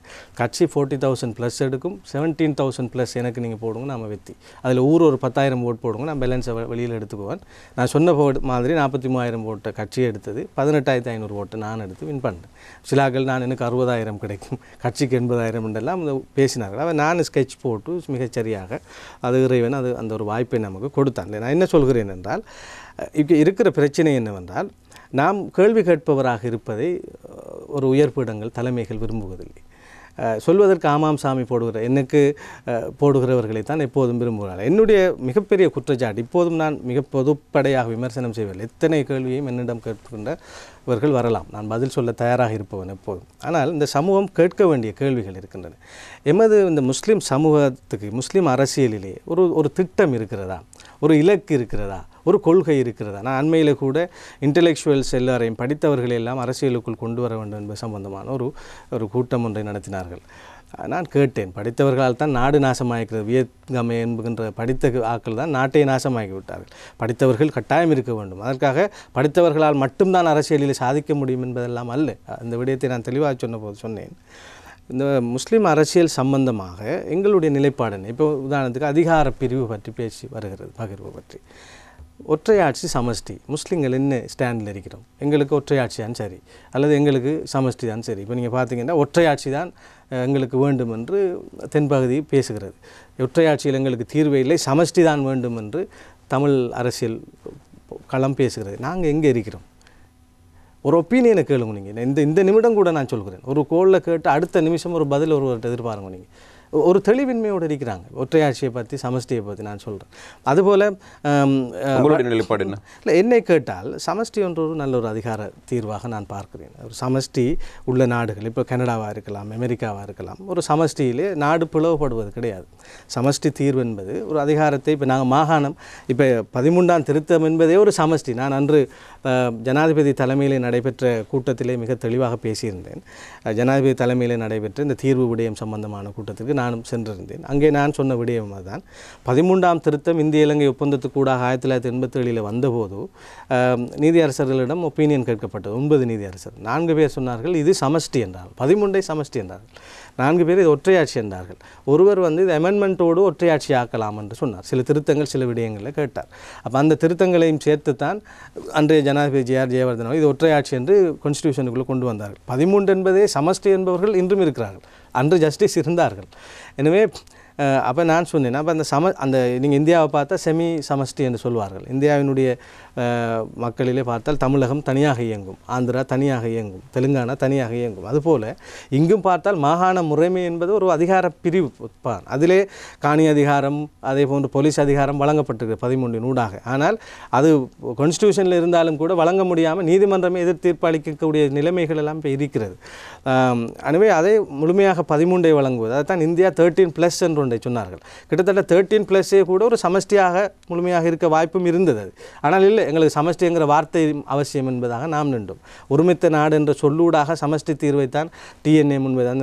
ஜெயம்பதி விக்ரமரட்டையும் பாராளுமன்ற சுமந்திரன் அவர்களும் ஒரு வகையான அரசியல் காய் நகர்த்தலை செய்தார்கள் அந்த இடத்தில். அது தமிழ் சமூகமும் புரிந்து கொள்ளவில்லை, சிங்கள சமூகத்தின் எதிர்ப்பு. அது 2 எதிர்ப்பும். இந்த தமிழ் சமூகத்தில் ஒரு குரூப் இது ஒருமித்த நாட்டு கூட ஒற்றையாட்சியான்னு சொன்னார்கள். சிங்கள சமூகத்தில் இருக்கின்ற அதி தீவிரவாத போக்குடையவர்கள் ஒருமித்த நாடு என்று சொல்லக்கூடாது, இது சமஷ்டி தான் என்று சொன்னார்கள். ஆனால் அதுதான் அந்த நிலைப்பாட்டை பார்க்கணும். நம்ம ஒரு உடன்பாடு. ஆனால் இப்போ முஸ்லீம் சமூகத்தை எடுத்து பார்த்தால் இதில் என்ன ஒற்றையாட்சியில் நமக்கு நன்மை இருக்கா, சமஷ்டியில் ஒரு நன்மை இருக்கா, நமக்கு எது தேவை? நாங்கள் முஸ்லீம்கள் இப்போ பரவலாக வாழ்கிறோம். இப்போ அம்பாறையில் நாங்கள் மிகையாக இருக்கிறோம், ட்ரிங்கோமலையில் முஸ்லீம்கள் மெஜாரிட்டியாக இருக்குது, கிழக்கில் மெஜாரிட்டியாக ஒரு மாகாணம் இருக்குது. எனவே கிழக்கு வடக்கில் பிரிஞ்சு தான் இருக்கணும். அப்போ நீங்கள் பார்த்தீங்கன்னா 89 இணைந்த வடகிழக்காக இருக்கிற போது முஸ்லீம்களினுடைய தனி அழகு பற்றி ஒரு கோரிக்கை அமைச்சர் மஷ்ரப் அவர்களால் வரையப்பட்டது. பாண்டிச்சேரி மெதிட்டிலான நிலத்தோடு தொடரப்பட்டது. இப்போ நாங்கள் அதை பேசவும் தேவையில்லை, நாங்கள் பிரிஞ்சிட்டோம். இப்போ அது ஒரு வழக்கினூடாக பிரியப்பட்டதா அல்லது ராஜபக்ச அரசாங்கத்தில் பிரியப்பட்டதா என்கின்ற பல விடயங்கள் இருந்தாலும் அது இப்போ பிரிக்கப்பட்டிருக்கிறது. எனவே இந்த பிரிக்கப்பட்டிருக்கிற இந்த சூழலிலே எங்களுக்கு வடக்கு கிழக்கு பிரிந்திருக்க வேண்டும் என்ற நிலைப்பாடு இருக்கிறது. இப்போ தமிழ் சமூகத்தை பார்த்தால் இப்போ பாராளுமன்ற உறுப்பினர் சுமந்திரனாக இருக்கலாம், ஏனையவர்களாக இருக்கலாம், வடகிழக்கு இணைந்து எங்களுக்கு ஒரு தீர்வு வேண்டும் என்று ஓப்பனாக பேசுகிறார். முஸ்லீம் தலைமைகளிடம் ஆனால் ஜனாதிபதியினுடைய கருத்தில் எங்குமே வடக்கு கிழக்கு இணைந்து என்ற வார்த்தை வரவில்லை. அவர் வடக்கு தமிழருடைய பிரச்சனை தீர்க்க வேண்டும் என்று தான் சொல்கிறார். கிழக்கே அவர் தனியாகத்தான் பார்க்கிறார். மன்னிக்க வேண்டும். இப்படியான ஒரு சூழ்நிலையில் வடக்குக்கு மாத்திரம் இந்த ஒரு அதிகார பகிர்வு திட்டம் அமுல்படுத்தப்படும். இப்போது காணி அதிகாரம், போலீஸ் அதிகாரங்கள் மீண்டும் வழங்கப்பட்ட ஒரு சூழ்நிலை வந்தால் அது கிழக்கை பொறுத்தவரையில் பிரச்சனை இல்லை. இல்லை, அது அரசியல் யாப்பூடாக காணி அதிகாரம், போலீஸ் அதிகாரம் என்றால் அது சகல 9 மாகாணங்களுக்கு தான் வழங்கப்படும், தனித்தனியாக வழங்கப்படும். உங்களுக்கு அதாவது வடக்கும் கிழக்கும் இணையாமல் வடக்கு கிழக்கு இணைவு பிரிவு பற்றிய இஷ்யூ என்னவென்றால், நாங்கள் ஒரு 17 வீதமாக மாறிவிடுவோம் வடக்கும் கிழக்கும் இணைகிற போது. கிழக்கு தனியாக இருக்கிற போது நாங்கள் ஒரு தனி முஸ்லீம் மாகாணமாக இருக்கிறோம். எனவே எங்களை நாங்கள் ஆளக்கூடியதான ஒரு நிலைப்பாடுகள் இருக்கிறது. மாகாணத்திற்கு நிதி அதிகாரம் அதிகமாக வழங்கப்படுகிற போது நிச்சயமாக எங்களுள் மாகாணத்தினுடைய பிரச்சனைகளை நாங்களே தீர்க்கக்கூடிய வாய்ப்புகள் இருக்கின்றன. வடக்கு கிழக்கு இணைந்திருந்த போதெல்லாம் நில ரீதியாக பல பிரச்சனைகளை நாங்கள் கிழக்கிலே சந்தித்திருக்கிறோம். இந்த பயங்கரவாதத்திற்கு பல முகங்கள் உண்டு. பெரும்பான்மையால் தமிழ் மக்கள் நசுக்கப்பட்டது, ஒடுக்கப்பட்டது என்பது ஒரு முகம் என்றால், சிறுபான்மைக்குள் சிறுபான்மையாக முஸ்லீம் சமூகம், அதிலும் கிழக்கை சார்ந்த நாங்கள் பல வகையான இன்னல்களை சந்தித்திருக்கிறோம். வெறுமனே இல்லை, பஸ்ஸில் வெட்டப்பட்டதில் இப்படி பல கசப்பான உண்மை இருக்கிறது. அது எல்லாவற்றையும் விட உரிமை சார்ந்து நாங்கள் நிலங்களை இன்னும் மட்டக்களப்பு தொடரும் அரசியல் ரீதியாக ஒரு அதிகார பலம் எங்களுக்கு மாகாணம் கிழக்கு தனியாக இருக்கிற போது வெளிப்படையாக இருக்கிற நிலையிலே எங்களுக்கு கிழக்கு தனித்துத்தான் இருக்க வேண்டும் என்று சொல்வதில் என்ன கூச்சம்? எனக்கு இருக்கிற கேள்வி, ஜனாதிபதியினுடனான சர்வகட்சி சந்திப்பில் கலந்து பேசியிருக்கிறேன். நான் இந்த 13ஆம் திருத்தம் சமஷ்டி விடயங்கள் சம்பந்தமாக பேசினோம். அன்று ஒரு ஆரம்ப கட்ட கூட்டம் தான். ஒவ்வொருவரிடம் ஒவ்வொரு விதமான ஐடியா கேட்டிருந்தார். ஜனவரி மாதத்தில் மீண்டும் ஒரு கூட்டம் இருக்கிறது. எனவே எம்முடைய திட்ட வரைவை நாம் சொல்ல தயார். நான் அதைத்தான் இப்பொழுது உங்களிடம் சொல்கிறேன். கரையோர மாவட்டம் பற்றி ஒரு உரையாடல் முஸ்லீம் சமூகத்துக்குள் தேர்தல் காலங்களில் எழும்பும். அதுபோல் தனியலகை பற்றி அப்பப்போ பேசுவார்கள். நான் சொல்கிறேன், ஒரு காத்திரமான கனதியான அரசியல் உரையாடல் முஸ்லீம் சமூகத்திற்குள் தேவை. அதை செய்ய யாராவது முற்படுவோமாக இருந்தால் தலைமைகள் அப்படி பேச வருபவர்களை பற்றி அஞ்சுகிறது அல்லது உயர்ப்பிடம் அஞ்சுகிறது. வெறுமனே நாங்கள் சொல்வதை கேட்டுக்கிட்டு இருக்கிறவர்களாக நீங்கள் இருங்கள் என்றால் அதுக்கு நாம் வரவில்லை. நான் நாளைக்கு கூட மீடியாவில் திரும்ப ப்ரோக்ராம் செய்து விடலாம். என்னுடைய நோக்கம் என்னவென்றால் நோக்கமும் இருக்கிறது. இல்லை, நான் சொல்கிறேன், நமக்கு இழப்பதற்கொண்டுமில்லை. நம்ம இறைவன் தீர்மானிக்கிறான். நாங்கள் ஊடகத்தில் இருக்கிறோம். அப்படியே பாராளுமன்ற உறுப்பினராக உங்களுடைய நம்பிக்கை பலவீனம் அடைந்திருக்கிறது. இல்லை, அப்படி சொல்ல வரவில்லை. நான் இவர்கள் சொல்கிற வழியில் எல்லாவற்றிற்கும் ஆமாஞ்சாமா போட்டு எந்த ஒரு தீர்வு, இப்போ 30 வருஷமாக அரசியலில் நீங்கள் எந்த தீர்வையும் எடுத்து கொடுக்கவில்லை. நீங்களும் கேட்டிருப்பீர்கள், நானும் கேட்டுக்கிட்டு தான் இருக்கேன். இன்றைக்கு வரைக்கும் பதில் இல்லை. நாளைக்கும் எம்பி ஆகிட்டு ஆக போகிறாங்க, நாளைக்கும் தலைவராக இருக்க போகிறாங்க. என்னத்துக்கு இந்த சமூகத்துக்கு என்று கேட்குறேன். நான் இப்போது கேட்குறேன், எதிர் அரசாங்கம் என்பது ஒரு அரசாங்கத்தை, ஒரு ஜனாதிபதியை நிற்கக்கூடிய அளவில் மிக பலமாக எதிர் அரசியல் இருந்தது. இப்போ அண்மை காலமாக 78ஆம் ஆண்டு யாப்புக்கு பிறகு ஒரு ஜனாதிபதி நீக்கப்படவே முடியாதுங்கிற நிலையை மக்கள் போராட்டம் அடித்து நொறுக்கி நான் சாதாரணமாக கேட்கிறேன். இதில் முஸ்லீம் அரசியல் கட்சிகள் வகுத்த வியூகம் என்ன, செய்த போராட்டம் என்ன, செய்த திட்டமிடல் என்ன, உதாரணத்துக்கு கேட்பதாக இருந்தால். எனவே எமது சமூகம் என்ன செய்கிறது என்றால், நாம் இப்பொழுது SLFPயோடு இருக்கிறோமா, அரசாங்கத்தோடு அமைச்சராக இருக்கிறோமா, அல்லது வேறு அவர்கள் என்ன திட்டமிடல் அப்படியே போகிறோம். எதிர்த்தரப்பு எப்படி இருக்கிறதோ அப்படியே போகிறோம். இந்த நிலைப்பாடு தான் 18வது திருத்தம். நாம் அரசாங்கத்தோடு இருக்கிற போது, அமைச்சர்களாக இருக்கிற போது நமக்கு இனித்தது. அது 20வது திருத்தம் நாம் எதிர்த்தரப்பில் இருக்கிற போது புலிக்கிறது. 20 மிக பெரும் கொடுமையான ஒரு விஷயம் மாதிரி விமர்சனம் செய்கிறோம் நாங்கள், 18க்கு ஆதரித்த நாங்கள். எனவே என்னுடைய கருத்து என்னவென்றால், எங்களுடைய சுய மூளைகளோடு நாம் இயங்கவில்லை. இப்பொழுது நாங்கள் தமிழ் தேசிய கூட்டமைப்பை எடுத்தால் அவர்கள் ஒரு எதிர்த்தரப்பில் இருந்தாலும் ஒரு இண்டிபெண்டன்டாக இருக்கார்கள். இப்போது கூட கடைசியாக நடைபெற்ற பட்ஜெட்டில் எதிர்த்து வாக்களிக்கவில்லை, அப்ஸ்டைன் ஆகி போய்விட்டார்கள். அவர்களுக்கு இந்த பேச்சுவார்த்தையில் ஒரு நம்பிக்கை இருக்கிறது என்றால் நாம் அந்த அவகாசத்தை கொடுப்போம், ஒரு நல்லெண்ண சமிக்கையை காண்பிப்போம் என்று இருக்கிறார். நான் கடந்த பட்ஜெட்டிலே இந்த விஷயத்தை அவதானித்தேன். இம்முறையும் கூட டிஃபென்ஸுக்கான வாக்கெடுப்பு வரும். இம்முறையும் குமார் பொன்னம்பலம் அவர்கள் அந்த வாக்கெடுப்பை கோரியிருந்தார். கடந்த முறையும் டிஃபென்ஸுக்கான வாக்கெடுப்பை கோரியிருந்தார்.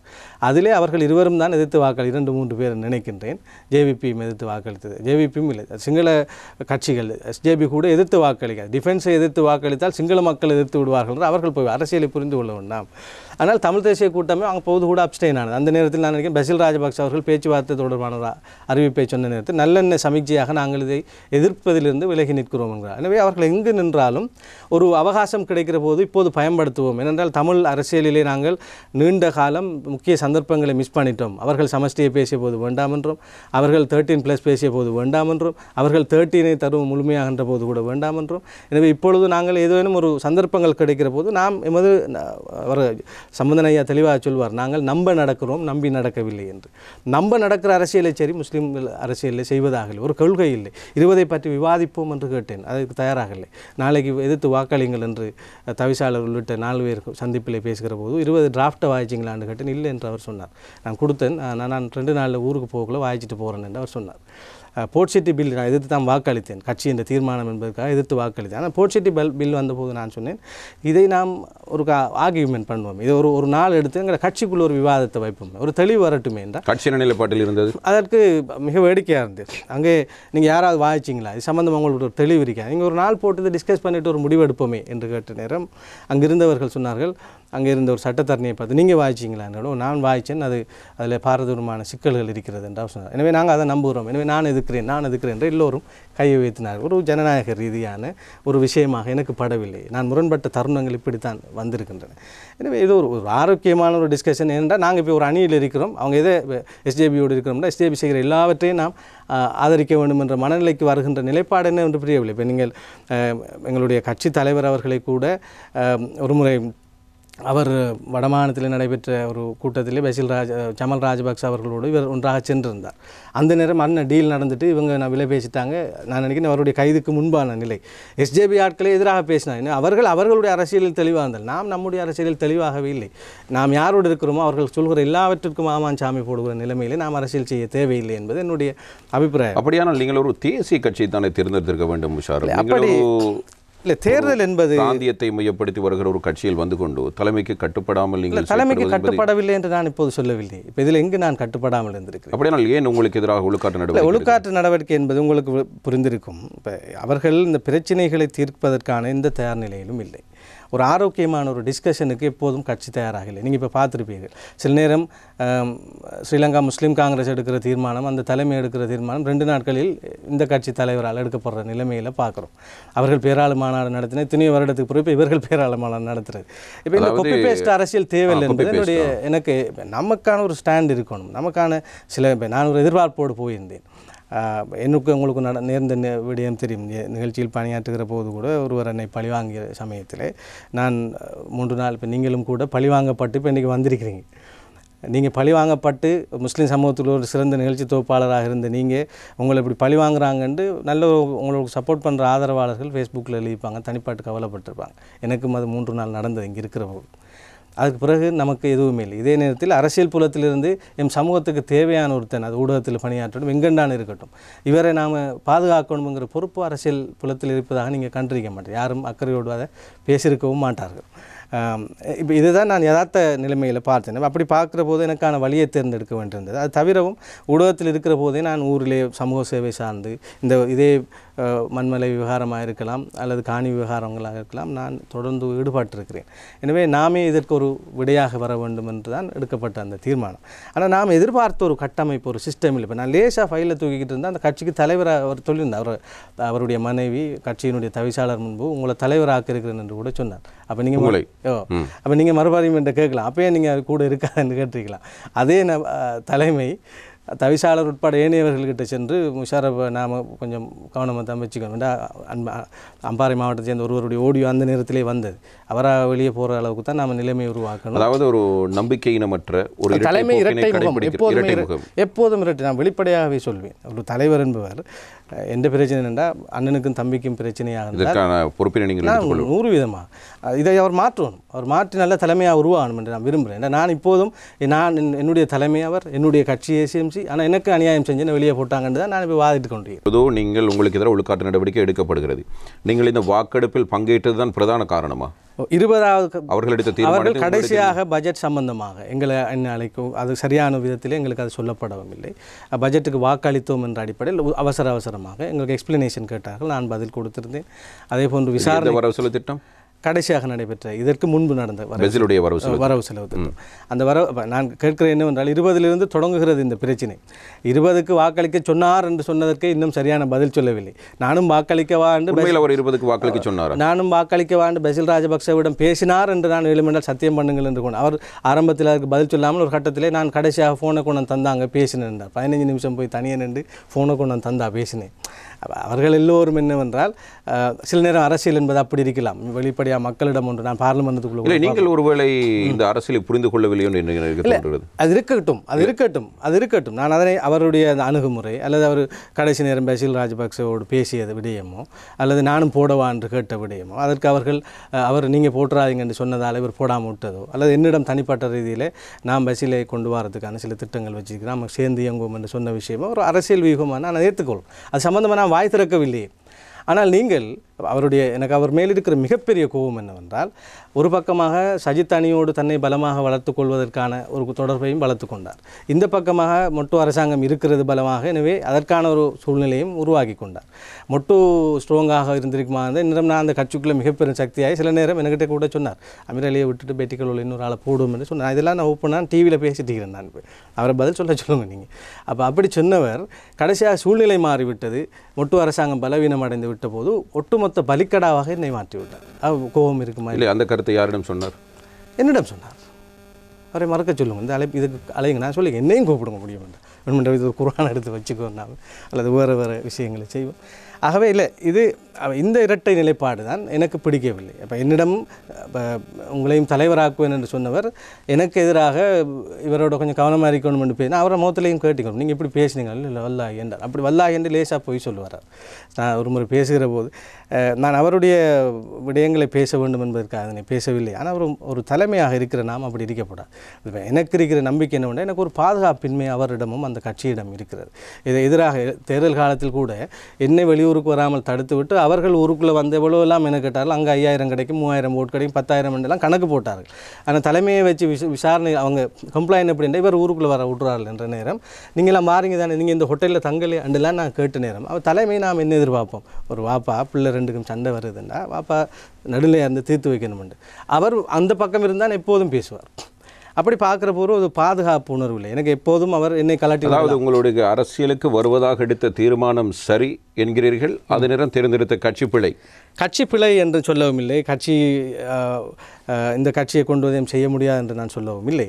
நீங்கள் தானே சொல்கிறீர்கள் ஒன்றும் செய்யவில்லை, முயற்சியும் இல்லை, இரட்டை முகமுடையவர்களாக இருக்கிறார்கள், கட்சி மாற்றங்கள் அடைய வேண்டியிருக்கிறது. நான் அதுதான் ஓப்பனாக சொல்கிறேன். இப்போ ஏசிஎம்சி என்கின்ற ஒரு கட்சி, அங்கே SLMC என்கிற கட்சி, இப்போ நாம் SLMCங்கிற ஒரு இயக்கமாக இருந்து பிரிந்து இன்னும் ஒரு கட்சியாக உருவாக்கிறோம் என்றால் சில வித்தியாசங்கள் இருக்கும். இப்போ ஏதோ ஒரு ஸ்டாண்டில் நாங்கள் உண்டாக நிற்கணும் அல்லது ஒரு வெளிப்படையான ஒரு புரிதலோடு இந்த கட்சி நடந்து செல்லணும். அப்போ நான் எதிர்பார்க்குற அந்த மாற்றம், அந்த புரிதல், இப்போ நீங்கள் பார்த்தீங்கன்னா இப்போ பேராளர் மாநாடுகள் நடக்கும். நான் ஒட்டுமொத்த இந்த பிராந்திய கட்சிகளினுடைய நிலைப்பாடுகளில் எனக்கு மிகப்பெரிய அதிருப்தி இருக்கிறது. அவரை செயலாளராக தெரிவு செய்தாம், இவரை பொருளாளராம், போன முறை இருந்த அவர் இப்போ இல்லையாம், இப்போ இவர் வந்திருக்காராம், உங்களுக்கு அழைப்பில்லை என்ற கதையை விடுங்களேன். நீங்கள் அப்படியெல்லாம் இருப்பாங்க. நான் கேட்குறேன், என்னத்துக்கு இந்த பிராந்திய இந்த கட்சிக்குள்ளே பேராளர் மாநாடு நடத்துறீங்க? அஷ்ரப் சார் ஒரு காலத்தில் பேராளர் மாநாடு நடத்தினார். ஒலிவில் ஒரு ஹாபரை கொண்டு வருவோம்னா அதை செஞ்சு காட்டினார். நாங்கள் தென்கிழக்குக்கு ஒரு பல்கலைக்கழகம் என்று ஒரு தீர்மானம் எடுக்கப்படும், அங்கே நடக்கும். இப்படித்தான் பேராளர் மாநாடு என்பது இந்த சமூகத்துக்கு தேவையான ஒரு முக்கிய தீர்மானம் எடுக்கிற ஒரு மாநாடு என்கிற நிலை இருந்துச்சு. இன்றைக்கு பேராளர் மாநாடு ஒரு கேலி கூத்தாக போயிட்டு எப்படியாவது எம்பிமாருக்குள்ளேயும் தலைமைக்குள்ளேயும் ஒரு சமரசம் செய்கிற ஒரு களமாக மாறிட்டு நீங்களும் பார்ப்பீங்க இந்த விஷயத்தை. எந்த கேள்வி என்னென்னா, இந்த சமூகம் அண்மையில் அந்த இன்டெலெக்சுவல்ஸ் வரணும் என்ற இடத்த நான் சொன்ன குற்றச்சாட்டும் கேள்வியும் என்னென்னா, இப்போ உதாரணத்துக்கு மூதுமகா விகாரையை எடுங்க. நீங்கள் எங்களோட மண்மலை 100 வீதமாக மக்கள் வாழ்ந்த இடம், ஆனால் சிங்கள மக்களுக்கு சொந்தமான இடத்தை மக்கள் அபகரிச்சிருக்காங்கன்ற ஒரு பொய்யான பிரச்சாரம் யாரால் கொண்டு செல்லப்பட்டது என்றால் பெரும்பாலும் இருந்த பாடகர்கள் சம்பந்தப்பட்டார்கள், பௌத்த அமைப்புகள் சம்பந்தப்பட்டன, அவர்களுடைய சிவில் சொசைட்டி, படித்த சொசைட்டி சம்பந்தப்பட்டன, நிறைய யூடியூப் சேனல், நிறைய ஃபேஸ்புக், எல்லாவற்றிலுமே அதை பற்றி ஒரு பிழையான பிம்பத்தை கொண்டு போய்விட்டார்.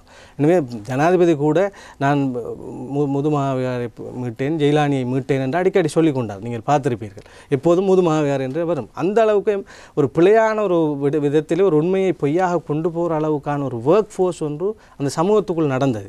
தெரியுது, உங்களுக்கு தெரிகிறது அல்லவா? உங்களுக்கு இது சரியாக தெளிவாக தெரிகிறது, இந்த நபர்களால் தான் இது மேற்கொள்ளப்படுகிறது என்று இருந்தும் நீங்கள் அவரிடம் சென்று நான் இப்போ மாற்றி விட்டேனே. எப்போது மாறினீர்கள்? இல்லை, அவர்களுடைய அந்த நிலைப்பாட்டை மாற்றியதால் தான் இப்போ எனக்கு சாதகமாக தீர்வு வரப்போகிறது. அதனால் தான் நீங்கள் பசில் ராஜபக்ஷவை ஆதரவு இரட்டை பிரஜா உரிமைக்கு ஆதரவாக வாக்களித்தீர்கள். இரட்டை பிரஜா உரிமைக்கு ஆதரவு அளித்ததன் ஊடாக நான் அரசாங்கத்துக்குள் போக வேண்டும் என்று நினைக்கவில்லை. இரட்டை பிரஜா உரிமைக்கு ஆதரவு அளித்த அடுத்த நாளே நான் குரூப் மீட்டிங் SJPக்கு தான் போயிருந்தேன். அவர்கள் அங்கே என்னை வெளியேற்றினார்கள். அல்ல, இது கூட அப்போது கூட தலைமை என்கிட்ட சொல்லிச்சு என்னென்னா, பஷீல் அடுத்த தலைவர் என்பதை இந்த ஓட்டூடாக ப்ரூவ் பண்ணதாக ராஜிதா அவர்கிட்ட கம்ப்ளைண்ட் பண்ணார். பஷீல் என்னை பற்றி பெருமையாக நினச்சிப்பாருண்டு அவரை பெருமையாக நினைச்சார், நான் ஓட் போட்டதனூட. இதுதான் அவர் உண்மை முகம். அது இல்லை விஷயம். நான் அப்போ அதற்கான அனுமதியை தலைவரிடம் பெற்றுக்கொண்டீர்களா? தலைவர் அதை என்கரேஜ் தான் பண்ணினார். அது நல்ல முடிவு, அது நல்ல மூவ் என்று தான் அவர் சொல்லிக்கொண்டார். நான் இப்போ சொல்ல வந்த விஷயம் என்னவென்றால், இப்போ இப்படியான நான் இந்த நம்முடைய சமூகத்துக்குள் செய்ய வேண்டிய வேலை என்று நான் அரசியல் எதிர்பார்ப்பதை சொல்கிறேன். ஆக மண்மலைங்கிற முதுமா விகாரை விடயம் பற்றி ஒரு பொய்யான ஒரு கருத்தை கொண்டு போவதற்கு ஒரு இயக்கமாக அவர்கள் இயங்குகிறார்கள். பல தரப்பிலும் படித்தவர்கள், பாடகர்கள். நமக்குள் யார் இயங்குகிறோம்? நம்மக்கிட்ட என்ன டாக்குமெண்டேஷன் இருக்குது? இப்போ எங்களோட ஊர் விஷயமா நான் ஒவ்வொரு டாக்குமெண்ட்டையும் கலெக்ட் பண்ணி வீடு ஒவ்வொரு ஆஃபீஸர்மாரை விட்டையும் போனேன். அங்கே இருக்கிற செயலாணி, கிழக்குக்கான தொல்லியல் செயலாணியினுடைய ஒவ்வொரு ஆஃபீஸரையும் சந்தித்தேன், அமைச்சர்மாரை சந்தித்தேன். நிறைய பேரிட போய் பல கட்ட பேச்சுவார்த்தையில் உண்மை நிலை இதான்றது புரிய வச்சதாலான் அந்த உக்கிரத்தை குறையக்கூடிய இருந்துச்சு. அரசியல் இதை தவிர வேறு எதுவும் செய்ய முடியும்னு நான் நினைக்கல. இது போன்ற ஒரு அரசியல் எல்லாத்தையும் பையில கட்டிக்கிட்டு இவர்கள் செய்வார்கள் என்றும் நான் நினைக்கவில்லை. அப்போ நான் என்னுடைய அணுகுமுறை வித்தியாசம் என்பது இதுதான். இப்போ நான் கேட்கிற கேள்வி, இந்த முஸ்லீம் சமூகம் இப்போ நாங்கள் இப்போ பார்த்தீங்கன்னா இந்த விடயம் சம்பந்தமாக இந்த கட்சிகளே இயங்கக்கூடாது என்பது என்னுடைய கேள்வி. இப்போ இந்த விடயங்களை ஆவணப்படுத்தலாம். இப்போ பார்த்தீங்கன்னா அம்பாறை மாவட்டத்தில் 38 காணி HEO என்கின்ற நிறுவனம் அவற்றை ஆவணப்படுத்தி ஒரு புக்காக வச்சிருக்கு, ஒரு வீடியோவில் வச்சிருக்கு. அவர்களோடு சேர்ந்து இயங்குகிறேன். பல பிரச்சனைகளில் அவர்களையும் நான் நினைத்து கொண்டு உரிய அதிகாரிகளை சந்திக்க வைத்து நான் இயங்கிக் கொண்டிருக்கிறேன். அந்த புத்தகத்தை வாசிக்கக்கூட பொலிட்டீஷியன்ஸுக்கும் நேரமும் இல்லை, கட்சிகளுக்கும் நேரம் இல்லை. இந்த உயர்வுடம் நம்மளோட காணி பிரச்சனை அடையாளம் காண்றதுக்கான ஒரு ஆவணத்தை இந்த கட்சி ஒன்று செய்தது என்று கேள்விப்பட்டிருக்கீங்களா நீங்கள் எங்கேயாவது? சரி, எங்களுடைய முதுசம் உங்களுடைய வரலாற்றை பேசுகிறதா இருந்தால் நாம் சார்ந்த தொல்லியல் பிரதேசங்கள் இருக்குது. அண்மையில் பார்த்தேன், சீகிரியாவில் 500 வருட பழமையான முஸ்லீம் தொல்லியல் அடையாளங்கள் இருந்தன. அப்போ முஸ்லீம் ஹெரிட்டேஜ் சம்பந்தமான ஐடென்டிட்டியை விளங்கி கொள்றதுக்கு இங்கே இருக்கிற தொல்லியல் துறைக்குள்ளே இருக்கிறார்கள் எல்லாருக்குமே தெரியாது. அவர்கள் சிங்கள இதுகளை கண்டுபிடிப்பாங்க. அப்போ அந்த தொல்லியலுக்குள்ளே இந்த முஸ்லீம் சமூகம் சார்ந்து கொஞ்சம் பேரை கொண்டு போகணும் என்ற ஏதாவது ஒரு செயற்திட்டத்தை நாம் செஞ்சிருக்கிறோமா?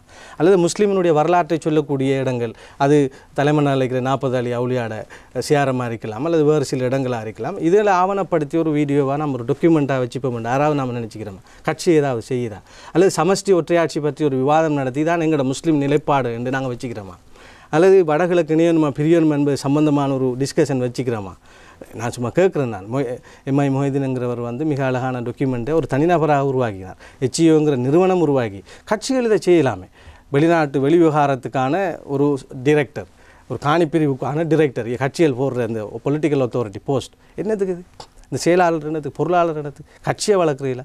இன்னும் பார்த்தீங்கன்னா கொழும்பில் இருக்கிற தாருசலாம் தலைமையும் போய் பாருங்கள், எவ்வளோ நீட்டாக இருக்கின்றேன். நான் சும்மா சொல்கிறேன். அஸ்ரப் சாருடைய நினைவு அவர் புத்தகங்கள் எல்லாம் ஒழுங்காக இருக்கேன், நம்ம போய் பார்க்கணும். நாங்கள் ஒளிவில் வீட்டு அவர் கட்டியிருந்தார். 400 மணி நேர்காணல் செய்கிற போது அஸ்ரப் சாருடைய மனைவி ஃபேரியல் அஸ்ரப் அவர்கிட்ட கேட்டேன், நீங்கள் உங்களோட அவர் ஆசையாக வாங்கின ஒளிவில் வீடு தான், அந்த வீட்டை நீங்கள் ஏன் இப்படி வச்சுருக்கீங்கன்னு அவர் சொன்னால், அந்த கட்சியை விட்டு நான் நீங்கினத்தோடைய இந்த ட்ரஸ்ட்டில் இருந்து நீங்கிட்டேன், எந்த பேரில் எதுவுமே இல்லை என்றார்.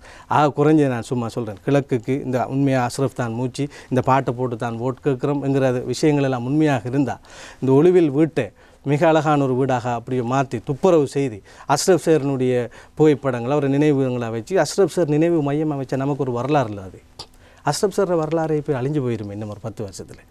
இப்போ இருக்கிற 2000 பிறந்தவங்களுக்கு அஸ்ரப் சாரை தெரியாது. நாங்கள் எங்களோட இளம் தலைமுறைக்கு அஸ்ரப் சாரை கொண்டு சேர்க்கல இன்னும் என்றால் நாங்கள் என்ன அரசியல் செய்கிறோம்? நீங்கள் உங்களுடைய முயற்சியில் ஒரு பக்கம் வெற்றி இருப்பதாக கருதுகிறீர்கள். சில இடங்களில் சமூக மட்டத்திலிருந்து அதனை அடுத்த கட்டத்துக்கு நகர்த்த வேண்டிய ஒரு தேவை இருக்கிறது. அரசியல் கட்சிகளும் அதனை செய்ய வேண்டிய ஒரு தேவை இருப்பதாக உணர்கிறீர்கள். அதே நேரத்தில் கட்சிகள் விட்ட தவறுகள் என்கிற ஒரு கோபமும் இருக்கிறது, விட்டு கொண்டிருக்கிறது, விரக்தி மனநிலையும் உங்களுக்கு இருக்கிறது. இதன் காரணமாக நீங்கள் இப்பொழுது அஷ்ரப் சார்ந்த ஒரு அரசியல் முன்னெடுப்புக்கான ஒரு முயற்சி எடுக்கிறீர்களோ என்று எனக்கு என்ன தோன்றும்? அப்படியும் இல்லை, நான் அப்படி சொல்லவும் வரவில்லை. நான் உங்களுடைய பிரச்சனைகளை நீங்கள் திசை திருப்ப பார்க்கிறீர்களோ? இல்லை, அப்படி இல்லை. அஷ்ரப் சார்ந்து இல்லை, நான் அஷ்ரப் சாருங்கிறவர் ஒரு முஸ்லீம் சமூகத்தில் நாங்கள் எல்லோரும் ஆகர்ஷிக்கின்ற ஒரு தலைவர். நான் ஆக குறைந்தது அவருடைய வரலாற்றை அடுத்த தலைமுறைக்கு கொண்டு வர வேலையை கூட செய்ய நான் இப்போது கூட சொல்கிறேன். நீங்கள் மீடியாவை எடுத்துகிட்டு கொஞ்சம் தாருசலாம் போக போய் பாருங்கள். நான் சொல்கிறேன். நான் கேள்விப்பட்டு கவலைப்பட்டு தான் இதெல்லாம் கதைக்கிறேன். ஒளிவில் அரசியல் கட்சியை மிகச்சரியாக வழிநடத்துறதுக்கு கூட அந்த ஒளிவில் அந்த கெஸ்ட் ஹவுஸை பயன்படுத்தியிருந்தாலே போதும். இந்த மக்கள் அப்படி தான் இருந்தார்கள். அஷ்ரப் சாருக்கும் மக்கள் எனக்கு வாக்களித்த மாதிரி காசு கொடுத்து தான் வாக்கு போட்ட ஒரு நிலைமை தான் இருந்தது. எனவே நாங்கள் இந்த வரலாற்றை நாங்கள் ஒருவேளை கட்டிடங்களில் இல்லாத கட்சியினுடைய கொள்கை உள்ளத்தில் இருக்கிறது தெரியாது, நமக்கு விளங்குது தான் அவர்கள்ட்ட உள்ளத்தில் என்ன இருக்கிறது. ஆக நாங்கள் தீர்வு விடயத்திலையும் நாங்கள் எதுவும் செய்யலை. தலைமைகள் எங்களுடைய வரலாற்றை பற்றின எந்த அக்கறையும் இல்லை.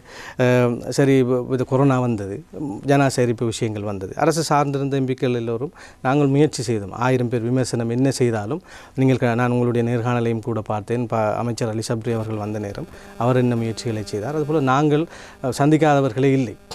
இறுதியாக கூட இப்பொழுது முன்னாள் ஜனாதிபதி அவர்களையும் சந்திக்கக்கூடிய வாய்ப்பு கிடைத்த நேரம் அவர் பலவற்றையும் நினைத்து இப்போ கவலைப்பட்டார். இப்போ அவர் அந்த அவரை சந்தித்தேன். டாக்டர் மெத்திகா என்பவர் மிக இது ஒரு ஐலாண்ட், இந்த ஐலாண்டுக்குள்ளே இப்படி தண்ணியால் பரவும் என்று ஸ்ட்ராங்காக நின்றார். இவர் என்னவென்றால் அதிகாரிகளினுடைய கதைக்கு அங்கால ஒரு ஆதிக்கம் செலுத்தக்கூடிய அவர் அரசியல் தீர்க்கமான ஒரு தீர்மானம் எடுக்கிற ஒரு ஆளாக அவர் அன்று இருக்கவில்லை, இன்றும் இருக்கவில்லை. எனவே அவர் அந்த தீர்க்கம் எடுக்கவில்லையா அல்லது ஒரு நல்வல் போக்கா அல்லது அவர்கள் இல்லை, இதில் நாம் மிக பிழையான ஒரு நகர்வு அந்த பசல விடயமாக இருக்கலாம். ஜனாசா விஷயம் சில நேரம் இந்த பெரிய அழிவுக்கு மக்கள் சபித்த விஷயங்கள்லாம் காரணம். நான் என்ன சொல்கிறேன் என்றால் மானசீகமான முறையிலே இது சம்பந்தமான முயற்சியை செய்தோம் நாங்கள். அது சில நேரம் நான் பார்த்துருக்கிறேன்.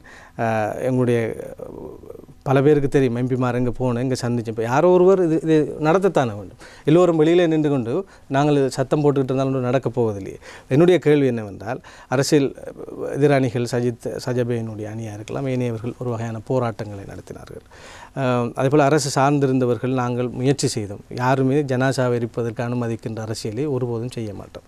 தலைமைகள் கூட 20க்கான விசாரணையை கைவிட்டு விட்டு இப்பொழுது பட்ஜெட்டிலே வச்சு விசாரணை செஞ்சு கொண்டு இருக்கிறதுலேருந்து விளங்கிட்டு அவர்களும் ஆதரித்ததில் ஒரு நோக்கம் இருந்தது, ஜனாசாவை விடுவாங்கங்கிற ஒரு நோக்கம் இருந்தது. நாங்கள் முஸ்லீம் காங்கிரஸினுடைய அம்பிகள் உண்மையான நோக்கம் முஸ்லீம் காங்கிரஸ் ஆதரிப்பதற்கு உண்மையான நோக்கமாக ஜனாசா விஷயத்திலே ஒரு முடிவு காண்பது. பசில் ராஜபக்ச அவர்களை ரவுஃப் ஹக்கீம் உள்ளிட்டவர்கள் 4 பேரும் சந்தித்த நேரத்தில் கூட அந்த டிமாண்ட் வைக்கப்பட்டது. அதுபோன்று எல்லோரும், அதான் நான் சொல்கிறேன், இவர்களுடைய நிலைப்பாடு எப்படி என்றால், அந்த ஜனாசா எரிப்பு உடனடியாக நிறுத்தப்பட்ட ஒரு தீர்வு எட்டப்பட்டிருந்தால் இப்படி நாங்கள் அரசியல் சாணக்கியன் இங்கால் இருந்து கொண்டே நாங்கள் அந்த விஷயத்தை சாதித்தோம், முன்பு வர அனுப்பி என்று பேசியிருப்பார்கள். இவர்களுடைய இந்த விளையாட்டெல்லாம் நான் பார்த்துட்டேன். அதனால் நான் சொல்கிறேன். எனவே இப்படியான ஒரு முயற்சி எடுத்தோம். நான் கேட்குறேன், எதிர அரசியல் செஞ்ச நாம் என்ன வகையான முயற்சிகளை எதை செய்தோம் நாங்கள்? நான் முஸ்லீம் நாடுகளினுடைய நீங்கள் அரசாங்கத்தோடு இணைந்து என்ன செய்து கொண்டீர்கள்? நாங்கள் இந்த விடயம் சம்பந்தமாக கடைசியாக நீங்கள் பார்த்தால் இம்ரான்கான் பாகிஸ்தானுடைய பிரதமர் அவர்கள் வந்தபோது அந்த கெசட் வெளியிடப்பட்டது. அவர் கெசட் வெளியிடப்பட முன்பு ஜனாசாவிற்கான அனுமதியை இருப்பதல்ல, புதைக்கின்ற 2 முடிவையும் எடுக்கலாம் என்ற ஒரு கெசட் வெளியிடப்பட தயாராக இருந்தது. அந்த தீர்மானத்தை அந்த கொமிட்டி எடுத்திருந்தது. 2வது முறை அந்த கொமிட்டி தீர்மானம் எடுப்பது வரையிலான அழுத்தம் கொடுத்தது உள்ளிருந்த நாங்கள் தான். முதலாவதாக எடுக்கப்பட்ட, உங்களுக்கு தெரியும், அதில் பல ஸ்டோரிகள் இருக்குது. ஏற்கனவே கூட நீங்கள் யாரோடெல்லாம் பேசினீர்கள்? இல்லை, நாங்கள் எங்களையும் சொல்ல வேண்டும். என்னோடு சேர்த்து 7 பாராளுமன்ற உறுப்பினர்கள், அதாவது 20க்கு கைது. நான் 7 பேரில் ஒருவன் அல்ல, மீண்டும் சொல்கிறேன், நான் 7ஆம் அவன். நீங்கள் தெளிவாக இருந்து அது என்ன 7ஆம் அவன்? இல்லை, 7 பேரில் ஒருவன் என்றால் 7 பேர் எல்லாவற்றிற்கும் தொடர்ந்து வாக்களித்தவர்கள். 20க்கு வாக்களித்தவர்கள், பட்ஜெட் 1ஆம் வருடம் வாக்களித்தவர்கள், போர்ட்சிட்டிக்கு வாக்களித்து எல்லாத்துக்கும் தூக்கியவர். நான் 20க்கு வாக்களிக்கவில்லை, போர்ட்சிட்டிக்கு வாக்களிக்கவில்லை. என்னுடைய அணுகுமுறையில் நீங்கள் வித்தியாசத்தை பார்க்கலாம். அவர்களோடு சேர்த்து மர்ஜான் ஃபலில் ஒரு முறை முன்னாள் ஜனாதிபதி கோட்டாபய ராஜபக்ச தலைமையில் நடந்த கூட்டத்தின் போது எழும்பி நின்று சண்டை பிடிக்கின்ற ஒரு நிலை உருவானது. மர்ஜான் ஃபலிலுக்கு நீங்கள் ஒரு மிக மோசமான முறையில் இருக்க சொல்லி அவர் பேசினார்.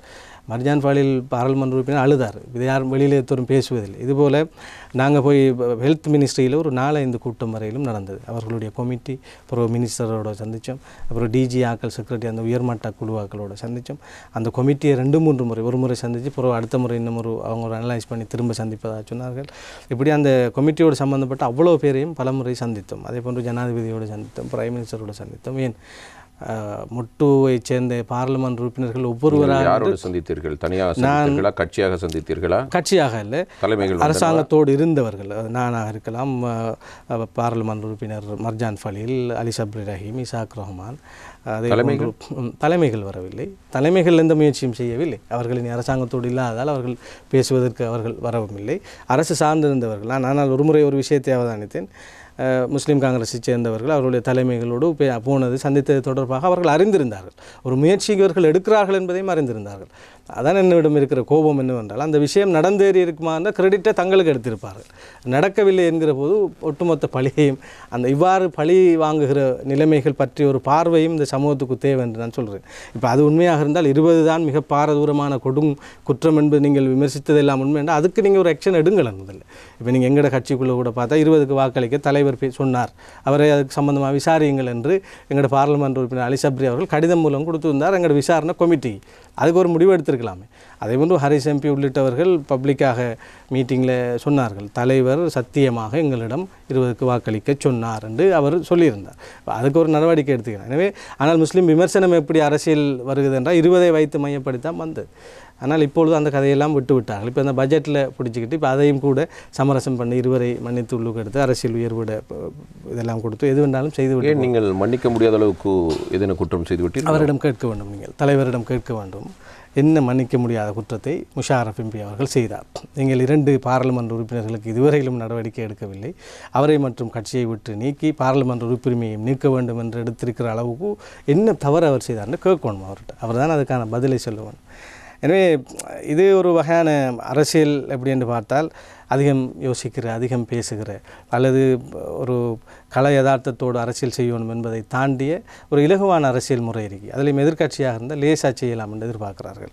அந்த சட்டகத்துக்குள்ளே நான் இருக்கவில்லை. இன்றைய தினம் இந்த நிகழ்ச்சியில் நாங்கள் சந்தித்திருக்கிற முக்கிய பிரமுகர் வேறு யாருமல்ல, 21 நாட்கள் இராஜாங்க அமைச்சராக இருந்த பெருமைக்குரியவர் பாராளுமன்ற உறுப்பினர் முஷாரஃப் முதுநபீன். உங்களுடைய அரசியல் செயற்பாடுகள் அதுவும் உங்களுடைய சில தீர்மானங்களை பார்த்தால் நீங்கள் பெசில் ராஜபக்ஷ மீது ஒரு அதிக கரிசனை காட்டுவதாக, அவரை ஒரு ஆதர்ச அரசியல் கதாநாயகராக ஏற்றுக்கொண்டதாக எனக்கு தெரிகிறது. அப்படியா இல்லை, நான் பாராளுமன்ற உறுப்பினராகின்ற போது எனக்கு அவர் யாரென்றும் தெரியாது. யாரென்று தெரியாது என்று நான் சொல்கிறது, அவரை நான் சந்தித்ததும் இல்லை. இங்கிருந்து வெளியிலிருந்து பார்க்கிற பொழுது அவர் பற்றி ஒரு பிம்பம் இருந்திருக்கலாம். இருந்திருக்கு. அதுதான் மிக முக்கியம். இந்த கட்சியை ஆதரவாளர்கள் இந்த கேள்வியை கட்டாயம் அவர்கள் புரிந்து கொள்ளணும். பெசில் ராஜபக்சேனுடைய டுவெல் சிட்டிசன்ஷிப்புக்கு ஆதரவாக வாக்களித்ததிலே 2-3 நோக்கம். ஒன்று, டுவெல் சிட்டிசன்ஷிப் முஸ்லீமாக இருப்பவர்கள் கூட வெளிநாடுகளில் இருப்பவர்கள். இப்போ நாங்கள் பார்த்தோம்னா இலங்கை பிரஜைகள் நிறைய பேர் டுவெல் சிட்டிசன்ஷிப் உள்ளவர்கள் வெளிநாடுகளிலே அவர்கள் பாராளுமன்ற உறுப்பினர்களை பெறுகிறார்கள். எனவே முஸ்லீம்களும் புலம்பெயர்ந்து வாழ்கிறவர்களுக்கான ஒரு சந்தர்ப்பம் தமிழ் சமூகத்துக்கு வரப்போகிறது என்கிற ஒரு பார்வை. அதை தாண்டி அன்றிருந்த சூழல், அரசியல் சூழ்நிலைக்கு சூழ்நிலை மாறுபடும். அன்றிருந்த சூழலிலே அரசியல் ரீதியாக பார்க்கிற போது இனவாதம் மிகவும் காலூன்றி போயிருந்த அந்த ஆட்சிக்குள் எங்களுக்கு ஒரு நம்பிக்கை தரக்கூடிய ஒரு மெல்லியதான ஒரு புள்ளி, பெண் புள்ளியாக ஒரு வெளிச்சமாக எனக்கு தெரிந்தது பெசில் ராஜபக்சே என்ற அவருக்கு ஒரு வரலாறு இருக்கிறது. இனவாதமற்ற ஒருவர். பௌத்த மக்கள் கூட அவரை அதிகம் நேசிப்பதில்லை என்னவென்றால் அவர் பௌத்த அடிப்படைவாதமற்றவர், வன்சலைக்கு போகுமா, இப்படிலாம் நிறைய சொல்லுவார்கள். அப்படியான ஒரு நோக்கம் என்றால் அவருக்கு தெரியாமல் தான் ஏப்ரல் 21 தாக்குதலும் இடம்பெற்றிருக்கிறது. அதை நாம் விவாதிக்க வேண்டிய விஷயங்கள் அவையெல்லாம். அதே போன்றுதான் அப்போது தலைவர் இருந்தவருடைய நிலைப்பாடு. அவர் சிறைச்சாலைக்குள் இருக்கிறார். அவர் எப்போதும் பெசில் ராஜபக்சே என்றால் முஷாரஃப் என்று பேசியதில்லை. ஒருவேளை இப்போ பேசலாம் சில பேர். பெசில் ராஜபக்சே என்றால் அடுத்ததாக பேசுவது யார்? ரிஷாட் பதியுதீன் என்று பேசுவார்கள். அவரை உருவாக்கி வளர்த்து தலைமையாக்கி உளவு கூட்டவர்கள். அப்போ என்னிடமிருந்த நோக்கத்திலே நான் சொன்ன இந்த 3மே என்ற மனதில் இருந்தது. ஒன்று, அவருடைய விடுதலை. அவருக்கு அநியாய கைது, இப்போது கூட சொல்கிறேன், ஈஸ்டர் தாக்குதல் சம்பந்தமாக அவர் விடுதலை பெற்றிருக்கிறார். நான் மிகவும் மகிழ்ச்சி அடைந்தேன். என்றால் மிக அப்பட்டமான பொய் அது. எனவே அந்த விடயம். அதே போன்று இவர் ஒரு மென்புள்ளியாக இந்த இனவாதம் பிடித்தவர்களாக இருக்கின்ற அவர்களுக்குள்ளே எமது சமூகத்தின் பிரச்சனைகளை தீர்க்கக்கூடிய ஒரு லேசான ஒரு வாய்ப்புண்டு அவர்களாக கிடைக்கும் என்கிற விஷயங்கள் அதனை ஒட்டியதாக. அதாவது நீங்கள் தலைவரிடம் பெற்றுக்கொண்ட அனுபவம் இல்லை, தலைவர் அவரை வைத்து தான் ஒவ்வொரு காய்நகரத்தினாலையும் செய்திருந்தார். எனவே அந்த இடத்தில் அது தேவைப்பட்டதாக நான் உணர்ந்தேன். நான் அதற்கு பிறகு அல்லது தலைவர் அடைந்த இடத்தை, அந்த தலைமைத்துவத்தை அடைய வேண்டும் என்ற விருப்பத்தில் இல்லை, அப்படி அல்ல.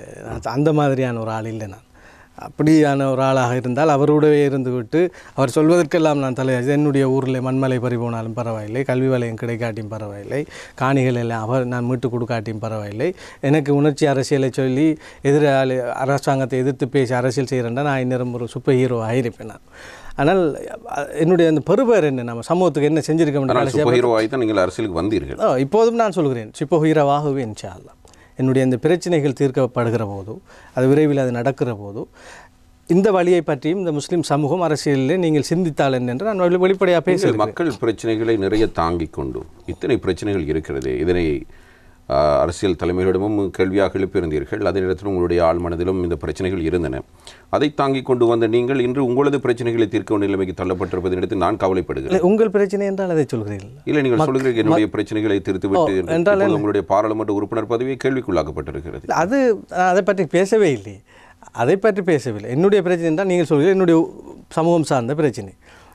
நீங்கள் சுட்டிக்காட்டுவது அந்த பிரச்சனைகள் என்னுடைய பிரச்சனை என்றால் நீங்கள் இந்த பாராளுமன்ற உறுப்பினர் அதெல்லாம் பற்றி யோசிப்போம். நான் இப்பொழுது வெளிப்படையாக ஒரே ஒரு நபர் சொல்லியிருக்கிறேன் என்றால், தேர்தல் மைய அரசியல் நான் பாராளுமன்றத்தில் பேசிய பேச்சு நீங்கள் பார்க்கலாம்.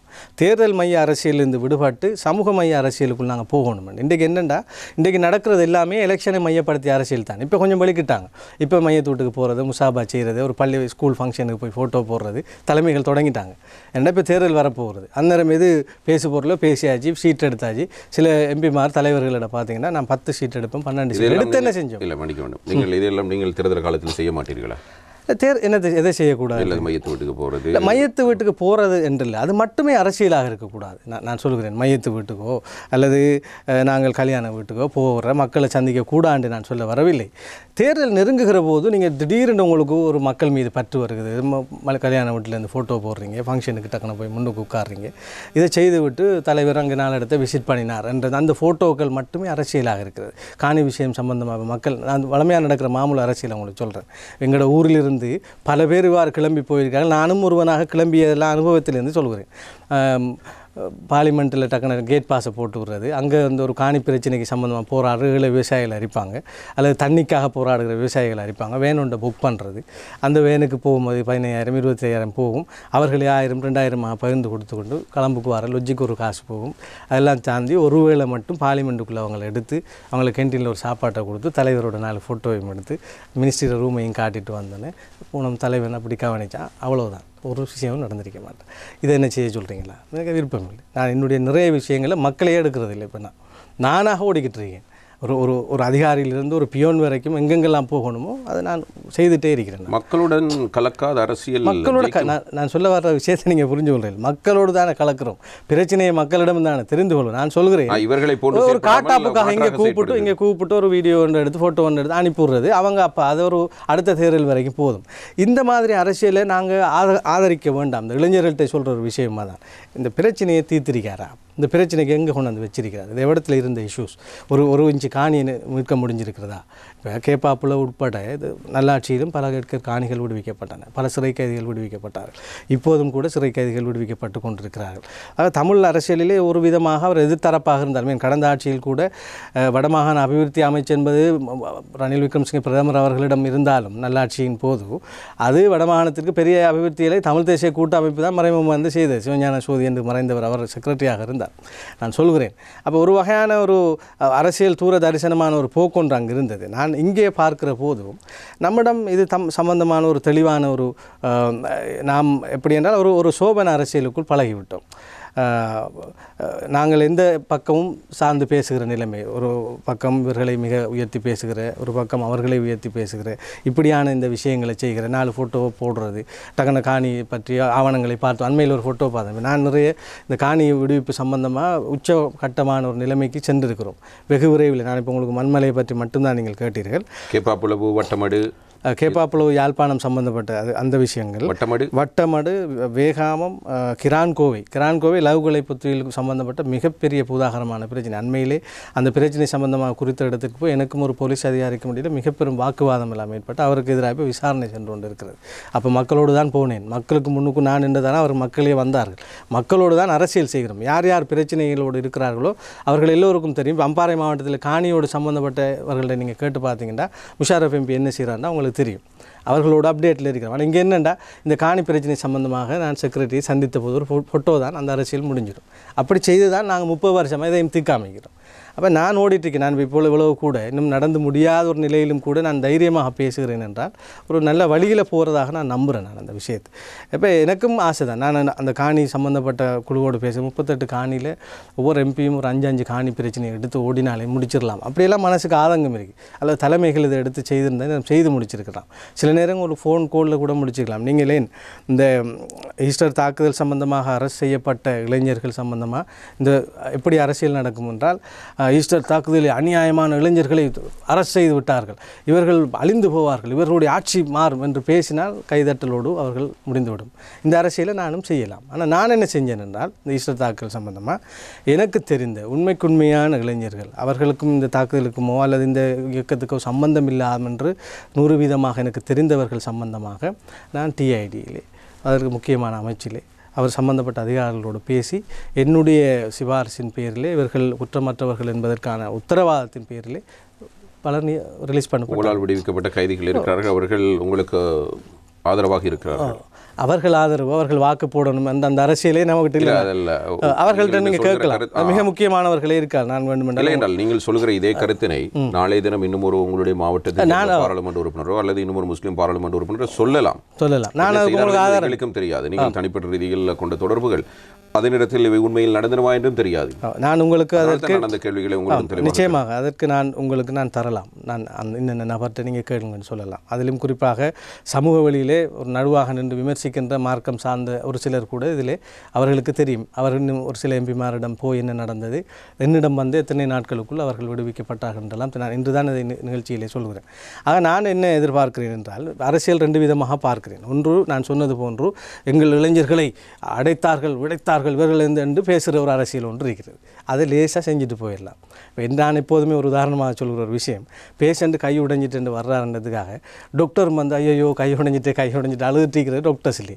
இன்றைக்கி பொலிட்டீஷியன் பெரும்பாலும் என்னென்னா பேஷண்ட்ற வேலையை செஞ்சுட்டிருக்கிறோம். அவர்களும் சேர்ந்து பாருங்கள் எங்களுடைய இளைஞர்களை அடைச்சிட்டாங்கன்னு சத்தம் போகிறது. டாக்டர் ஈவிரக்கம் இல்லாமல் கத்தியை போட்டு வெட்டி ஆப்ரேஷன் ஒன்று பண்ணணும். அவரை குணமாக்குறது தான் டாக்டர் வேலை. நான் ஒரு பொலிட்டீஷியன் என்றால் அந்த டாக்டராக அறிக்கணுமென்று நான் விரும்புகிறேன். இன்றைக்கி நடக்கிற பிரச்சனை என்றால் பிரச்சனையே பொலிட்டீஷியனும் பேசுகிறது. இந்த ஊருக்கு தண்ணீர் இல்லை, இந்த கஷ்டத்தை நான் அறிவேன். நீங்கள் அறிஞ்சதெல்லாம் போதும், 30-40 வருஷம் அறிஞ்சிட்டீங்க, என்ன செஞ்சுருக்கீங்க? கடுமையான கோபம் இருக்கிறது. மாமூல் அரசியல் மேலும் உங்களுக்கு ஒரு எதிர்ப்பு இருக்கிறது.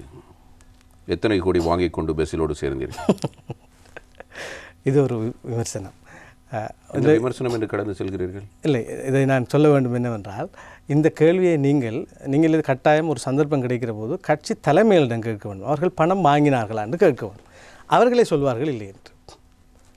இதையும் கூட நான் தெரியாது, எல்லோருக்கும் தெரியும்.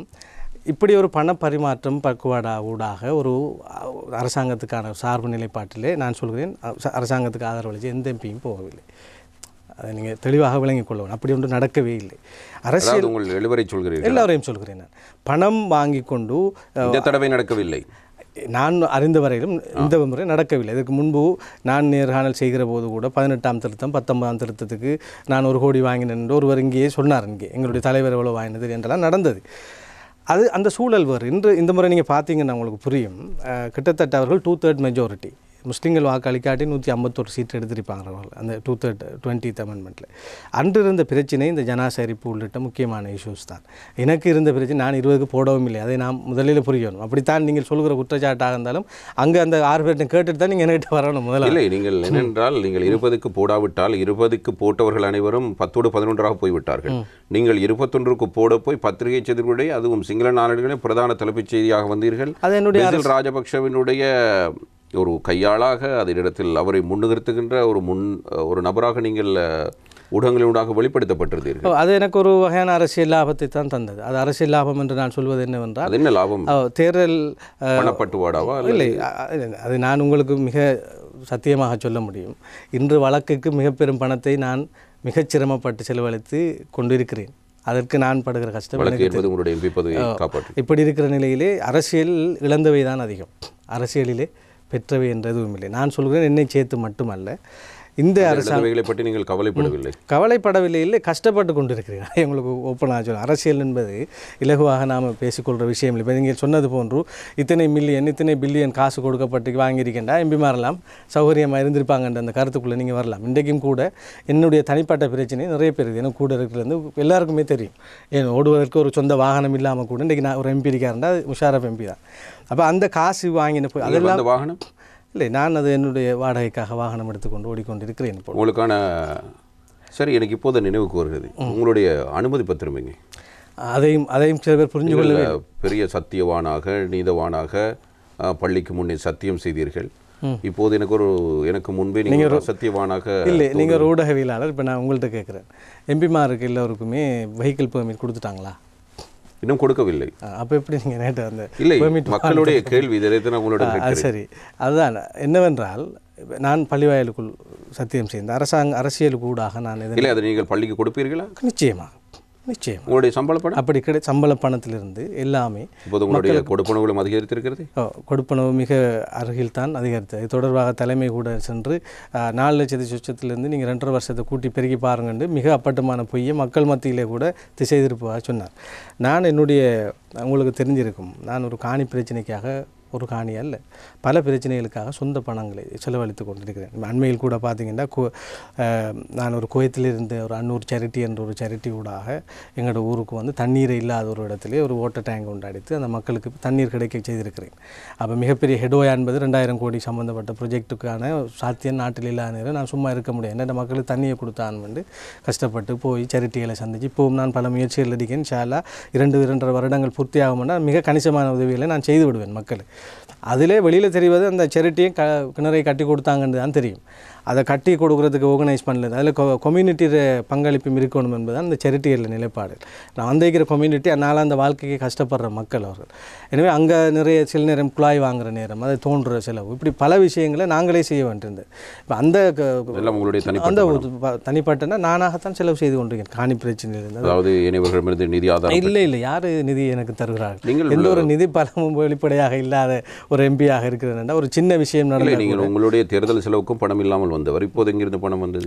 இல்லை, நீங்கள் கேட்கிறீர்களே, இப்போ இந்த சம்பளம் என்றெல்லாம் கேட்கிறீர்களே, இந்த சம்பளத்தை கொண்டு எதனைத்தான் செய்துவிட முடியும்? இல்லை, நீங்கள் அதைத்தான் நான் சொல்கிறேன். இப்பொழுது நீங்கள் பார்த்தீங்கன்னா, இப்போ நான் வழக்குக்கு நான் செலவழித்தேன். வழக்குக்கு வந்து 10 லட்சம் 20 லட்சம், இப்போ வழக்கு ஒரு முறை சட்டத்தண்ணி வருகிற 1.5 லட்சம் தேவைப்படும். அது காணி சம்பந்தப்பட்ட ஆட்களுக்கெல்லாம் தெளிவாக தெரியும். அப்போது சில நேரம் பேமெண்ட் டிலே ஆகும். எனக்கு வரக்கூடிய இப்படி ஒரு எம்பி நடப்பது இல்லை. நீங்கள் அதை புரிஞ்சு கொள்ளணும். இன்றைக்கி காய்ச்ச மரத்துக்கு தான் கல்லாடி பொல்லாடிங்கிற மாதிரி அவர்கள் செய்கிற அரசியலை லேசாக செஞ்சுட்டு போகலாம். ஏதோ வகையான அந்த டீல் இந்த டீலன்னு ஓடிக்கிட்டு என்னெல்லாம் செய்கிறாங்கள் என்று சொல்லப்படுகிறது. ஆனால் என்னுடைய அரசியல் இப்போ எப்படி இருக்கேன்டா, சில நேரம் நான் தனிப்பட்டு மிக கவலையோடு இருக்கிறேன். என்னுடைய குடும்பம் மிக பெருங்கவலையோடு இருக்கிறது. இந்த தேர்தல் காலம், இந்த எம்பிக்குடைய பதவிக்காலம் முடிகிறது, பெருங்கடனாளியாக போயிடுவார் எங்களோட மகனார் அல்லது என்னுடைய கணவன் என்ற கவலை இருக்கு, மனைவிக்கும் தாயாருக்கும் இருக்கிறது. என்று அவர்களுக்கு தெரியும் என்னுடைய இயல்பான உண்மையான நிலைமை. என்னை சார்ந்தவர்கள் என்னோட சப்போர்ட்டர்ஸாக இருக்கிறது. நான் உங்களுடைய முதலாவது கேட்டேன், நீங்கள் அரசியலுக்கு வந்த உங்களுடைய நிலைப்பாடு ஒரு ஆத்ம திருப்தி இருக்கிறது. அதுவும் எப்போது பூரணத்துவம் பெறும் என்றால், இந்த 4-5 விடயத்தை என்னால் தீர்த்து கொள்ள முடியும் என்றால் நான் ஒரு பகிரங்கமாக ஒரு தீர்மானங்கள் எடுக்கிறதுக்கு இருக்கிறேன். நான் எனக்கு இப்போ ஒரு சவால் தான். நான் லைஃப்பில் முழுக்க சவாலோடு தான், மீடியாவிலையும் அந்த சவால்களை சந்தித்து தான் நாம் வந்தோம். இது ஒரு மிக ரிஸ்கான வேலை. சும்மா கண்டு நின்ற ஆக்கள் எல்லாம் எந்த ஒரு அர்த்தமும் இல்லாமல் நான் எத்தனை கோடி வாங்கிட்டான்னு சொல்லுவாங்க. கத்தாரில் என்னமோ வச்சிருக்கிறாராம், துபாயில் என்னமோ வச்சிருக்கிறாராம், அப்போ இப்படி எல்லாம் நிறைய விமர்சனங்கள். இது எதுவுமே எதுலேயுமே அப்படி அடிக்கடி நாடுகளுக்கு போகிறீர்கள், காரணம் இல்லாமல் போகிறீர்கள். காரணத்தோடு தான் போகிறேன். நான் உங்களுக்கு தெரியும், நான் ஊடகத்தில் பணிபுரிய எத்தனை நாட்டுக்கு போயிருப்பேன் நீங்கள் சொல்லுங்களேன். தெரியும், நான் எம்பியாக இருந்தேன். நான் நிறைய நாடுகளுக்கு போயிருக்கேன். உங்களோட திருமணம் நடக்கிற போது கூட நான் வெளிநாட்டில், நான் மாணிக்க வியாபாரம் ஜெம் பிஸ்னஸ் செய்கிற ஒருவர். அதில் தான் நான் நிறைய உங்களுக்கு தனியான வர்த்தகம் இருக்கிறது. நஷ்டத்தை சந்தித்தேன். இப்போ கூட நாங்கள் இந்த என்னுடைய நோட்டரி பப்ளிக் என் அட்டர்னி வேலைகள் கூட இப்போ நான் கொஞ்சம் கொஞ்சமாக ஸ்டார்ட் பண்ணியிருக்கிறேன். நான் ஆரம்பத்தில் போகக்கூடியதாக இருந்துச்சு, நேரம் பெரிய பிரச்சனையாக இருந்தது. அதனூடாக அதே போன்ற என்னுடைய வர்த்தகத்தினூடாக போராடி கொண்டிருக்கிறேன். அதில் லாபம் நஷ்டம் எல்லாம் சேர்ந்த ஒரு வர்த்தகத்தை நான் கொண்டிருக்கிறேன். நான் அப்படியெல்லாம் செய்யாமல் என்னுடைய வாழ்க்கையை கடத்தி மிக மற்றவர்கள் இப்போ செய்கிற மாதிரி கடைசி 4-5 மாதம் இருக்கணுக்குள்ளே போய் காசு கொடுத்து ஓட்டு எடுக்கிற என்கிற நிலைக்குள்ளே போகிற ஒருவராக இருந்தால் இவ்வளோ விமர்சனம் வந்திருக்காது. நீங்கள் பார்த்தீங்கன்னா ஆரம்பத்தில் இல்லை, ஒருவேளை பணம் இருப்பவர்கள் பணத்தினை கொடுத்து மக்கள் அதை பெறுவதற்கு தயாராக இருந்தால் ஒருவேளை வாக்கு பெற்று விடலாம் என்ற நம்பிக்கை அவர்களுக்கு பணம் இல்லை. எனவே மக்களுக்காக சேவை செய்தால் தான் மீண்டும் பாராளுமன்றத்துக்கு எடுப்பதை மக்களுக்காக செய்கிறார். அது எப்படி நீங்கள் எடுகோலாச்சு மக்களுக்காக சேவை செய்தால் தான் வரலாம் என்றால் சேவை செய்கிறதுன்றது பிழையா? அந்த தீர்மானம் பிழையா? சிறந்த சேவைகள் செய்ய எத்தனை பேர் காணாமல் போயிருக்கிறார்கள் இளைஞனுடைய அரசியல். அது இறை பொருத்தம் ஒன்று இருக்கிறது தானே. நான் மனச்சாட்சியில் மிக தைரியமாக இருக்கிறேன். அதான் உங்களை போன்று இன்னும் 100 பேர் வந்து கேள்வி கேட்டாலும் நான் தைரியமாக இன்றைக்கும் இருக்கிறேன். என்னென்னு சொன்னால் நான் அப்பளுக்கு அற்றவனாக இருக்கிறேன். இப்போ என்கிட்ட கை சுத்தமாக இருக்கிறது. இப்போ தலைமை வந்து இத்தனை லட்சம் பாருங்கள், 4.5 லட்சம் சம்பளம் கிடைக்கிறது, 2.5 வருஷத்துக்கு பெருக்கி பாருங்கன்னு ஒரு தலைமை போய் எங்களோட ஊரில் அவர் பேசுகிறாரு.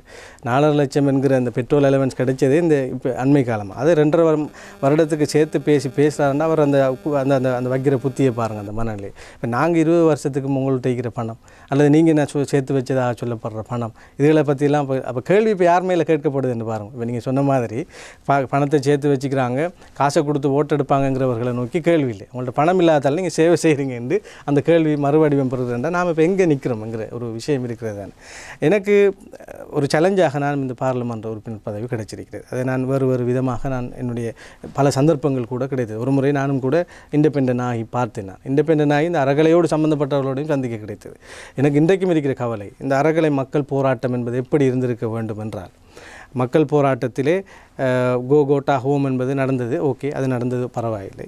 ஆனால் அதை விடவும் மிக முக்கியமாக நான் பார்த்த ஒரு விஷயம் என்னவென்றால், அன்று எதை சொன்னாலும் மந்திரிமார் கேட்கக்கூடிய ஒரு நிலை இருந்தது, எம்பிமார். அன்று இந்த நாட்டிற்கு தேவையான சில முக்கிய சட்டங்களை இயற்றுவதற்கான கைடு அவர்கள் செய்திருக்க வேண்டும். நாங்கள் விட தயாரிப்போம் போக மாட்டோம், இந்த சட்டத்தை உடனடியாக நீங்கள் பார்லிமெண்ட் ஹேட் ஸ்பீச்சை நிப்பாட்டுவோம், இதை நீங்கள் கொண்டு வாங்க என்று பல்வேறு நம்ம நாட்டில் நிறைவேற்ற வேண்டிய பல சட்டங்கள் இருக்கின்றன. கடைசியாக நாங்கள் இந்த ஆர்ப்பாட்டத்தை இந்த அறகலையோடு சம்பந்தப்பட்ட ஒரு குழுவை சந்தித்த போது பாராளுமன்ற உறுப்பினர்களையும் ஒரு குழு வருவதாக சந்தித்தார்கள்.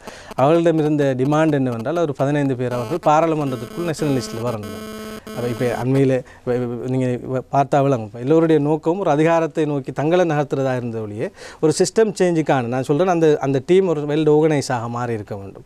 இந்த நாட்டுக்கு என்னென்ன தேவை என்பது சம்பந்தமான ஒரு சட்ட வரைவுகள் வரைஞ்சிருக்கணும். அதுக்குரிய எக்ஸ்பர்ட்ஸ் எல்லாம் இருந்தாங்க அந்த காலத்தில்.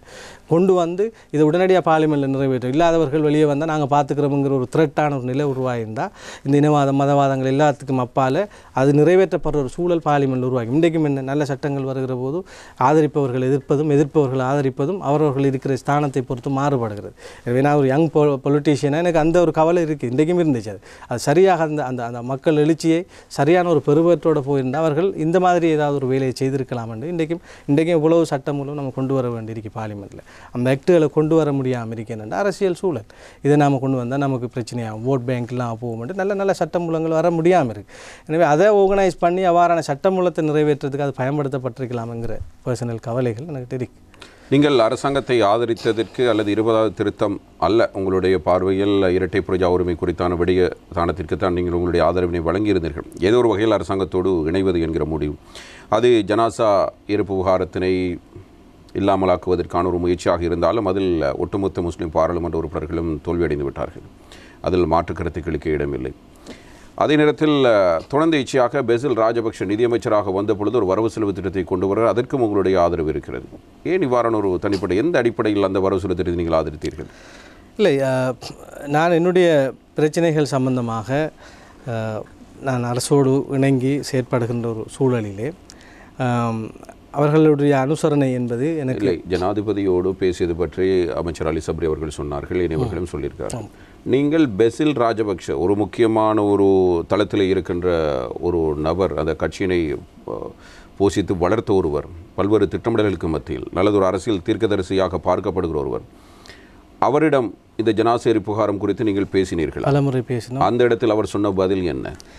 ஜனாசேரிப்பு விவகாரம் சம்பந்தமாக மஹிந்த ராஜபக்ச அவர்கள், பெசில் ராஜபக்ச அவர்கள், அரசாங்கத்துக்குள் இருக்கிற பல எம்பிமார்கள் எல்லோருமே சாதகமான நிலைப்பாட்டில் தான் இருந்தார்கள். பெசில் ராஜபக்ச அவர்கள் சரி, இவர்கள் சொல்வது போல ஜனாசாவை அடக்கினால் நீரூடாக கசிவு ஏற்படும் என்பது உண்மையாக இருந்தால் இவர்கள் மறுக்கிறார்கள். எக்ஸ்பர்ட் ஐடியாவை எங்களுக்கு மீறையெல்லாம் இருக்குது. நாங்கள் இப்படி ஒரு அப்போ நாங்கள் இப்படி செய்வோம், அதாவது நீர் உட்புக முடியாத அளவுக்கான ஒரு பாக்ஸ் ஒன்று ரெடி பண்ணி அதற்குள்ளே வைத்து அடக்கிற வேலையை செய்வோம் என்று அதற்கான ஓர்டரையும் கொடுத்தார் பெசில் ராஜபக்ச. நான் நான் சொல்கிறேன் அவங்கள்ட்ட.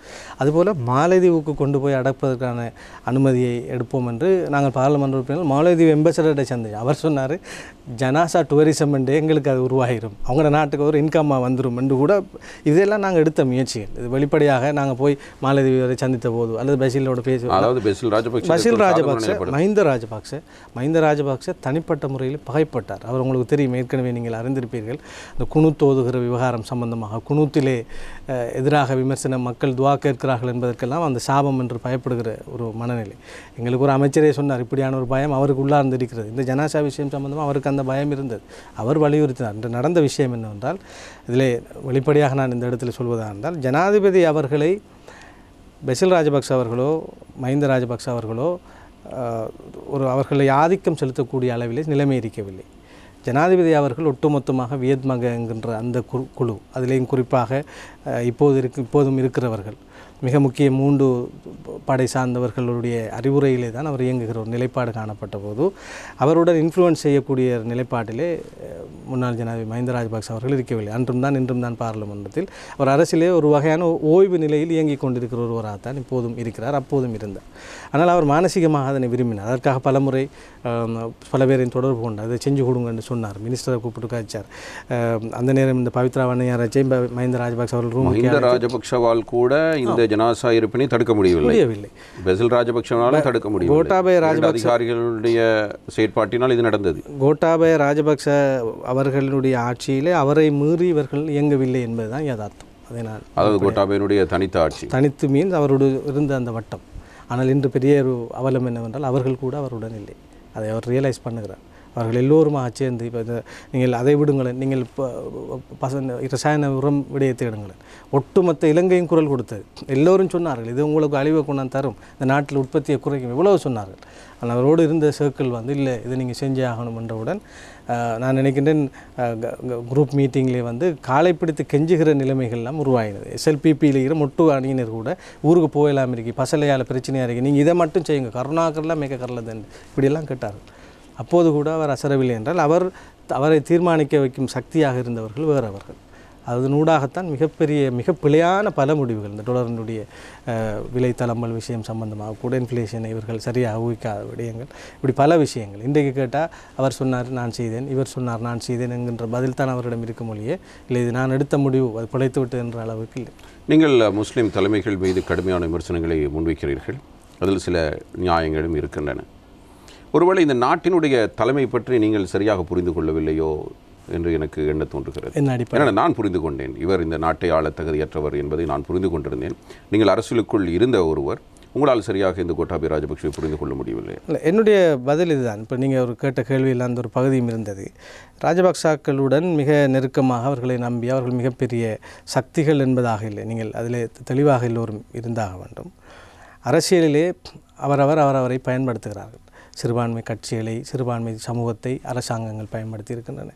அதே போன்றுதான் இந்த கட்சியிலும் அமைச்சர்களாக நம்முடையவர்கள் வந்திருக்கிறார்கள், அந்த எதிர்கட்சியிலும் அமைச்சர்களாக வந்திருக்கிறார்கள். எனவே பெருங்கட்சிகளை சிறுபான்மை கட்சிகள் பயன்படுத்தி இருக்கின்றன. இந்த அடிப்படையில் பார்க்கிற போது நானும் அவர்களை பயன்படுத்தியிருக்கிறேன். எதற்காக பயன்படுத்தியிருக்கிறேன் என்றால், என்னுடைய பிரச்சனைகளிலே ஒரு தீர்வு காண்பதற்கான ஒரு மென்புள்ளியை அவர்களூடாக பெற்றுக்கொள்வதற்கு, ஒரு குறைந்ததை கூப்பிட்டு வச்சு பேசுகிறதுக்கான நிலைமை கூட எனக்கு ஆரம்பத்தில் நான் பாராளுமன்றத்துக்கு நுழைந்த போது இருக்கவில்லை.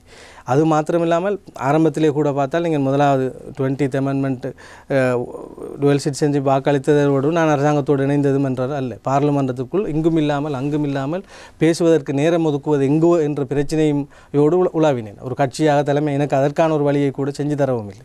அப்படியான நிலை ஆளுந்தரப்பில் தான் நான் இயங்கிக் கொண்டிருக்கிறேன். ஆளுந்தரப்பில் இருக்கிறேன், மிக வெளிப்படையாக சொல்கிறேன்.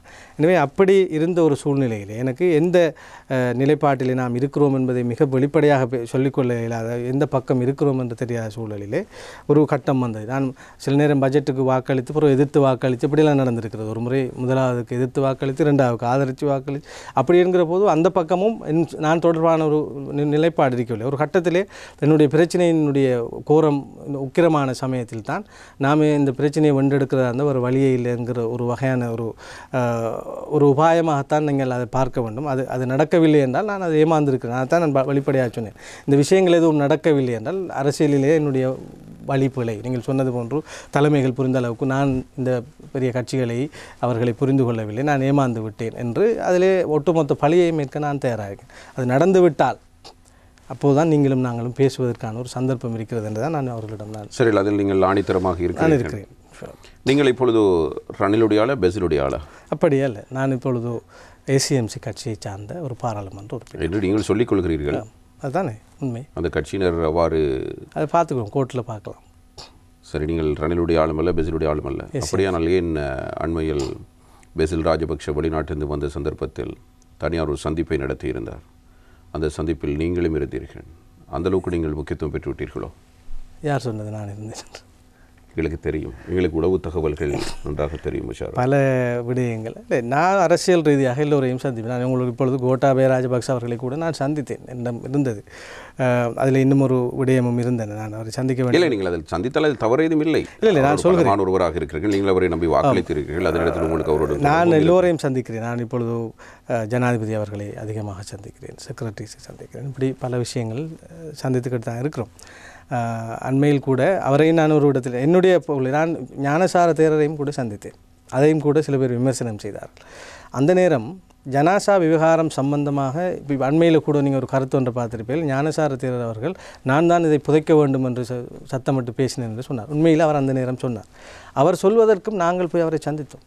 நாங்கள் பாராளுமன்ற உறுப்பினர்கள் அவரை போய் சந்தித்து இதில் நியாய தர்மங்களை விளங்கப்படுத்தி அவரை நீங்கள் இதில் ஒரு ஸ்டாண்ட் எடுத்து இந்த முஸ்லீம்கள் சார்ந்து பேசணும் என்று ஒரு வலியுறுத்தல் செய்தோம். நாங்கள் அதை வெளியில் யாரும் நான் சொல்கிறேன், அரசாங்கத்தை சார்பாக இருந்த பாராளுமன்ற உறுப்பினர்கள் எல்லோருமே போனோம், எழுவரும் போனோம், போய் சந்தித்தோம். அதுபோல தான் எனக்கு அந்த ஒன் கண்ட்ரி ஒன் லோ என்கின்ற அந்த செயலாணி, அப்போ அந்த செயலாணி சரியா பிழையாங்கிறதெல்லாம் ரெண்டாவது விஷயம்.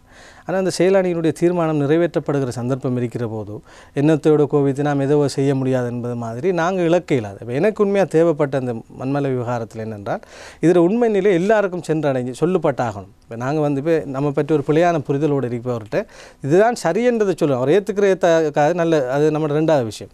அவர் ஏற்றுக்கிட்டாருன்னா நமக்கு அது ஒரு பெனிஃபிட். ஏற்றுக்காமல் வீம்புக்காக நம்மளோட அவரோட நம்ம யுத்தம் செய்யவும் ரெடி ஆகிக்கிறோம் என்ற பொலிசியாக தான்.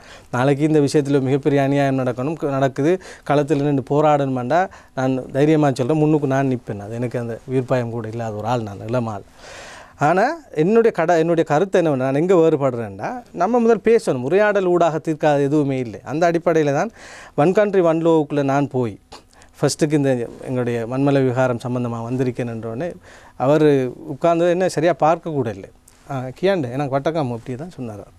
விஷயத்தை விளங்கப்படுத்தி போகிற நேரம் நான் வேறு மாதிரி நினச்சேன், எனக்கு இப்படி சொல்லியிருந்தார்கள் என்றெல்லாம் அவரே சொன்னார். அவரிடம் அது வேறு மாதிரி தான் சொல்லப்போ எனக்கு தெரியும், அவர்கள் எப்படி அதை சொல்லியிருப்பாங்கன்னு தெரியும். எனவே எனக்கு அந்த சந்திப்பு எனக்கு ஒரு வெற்றி.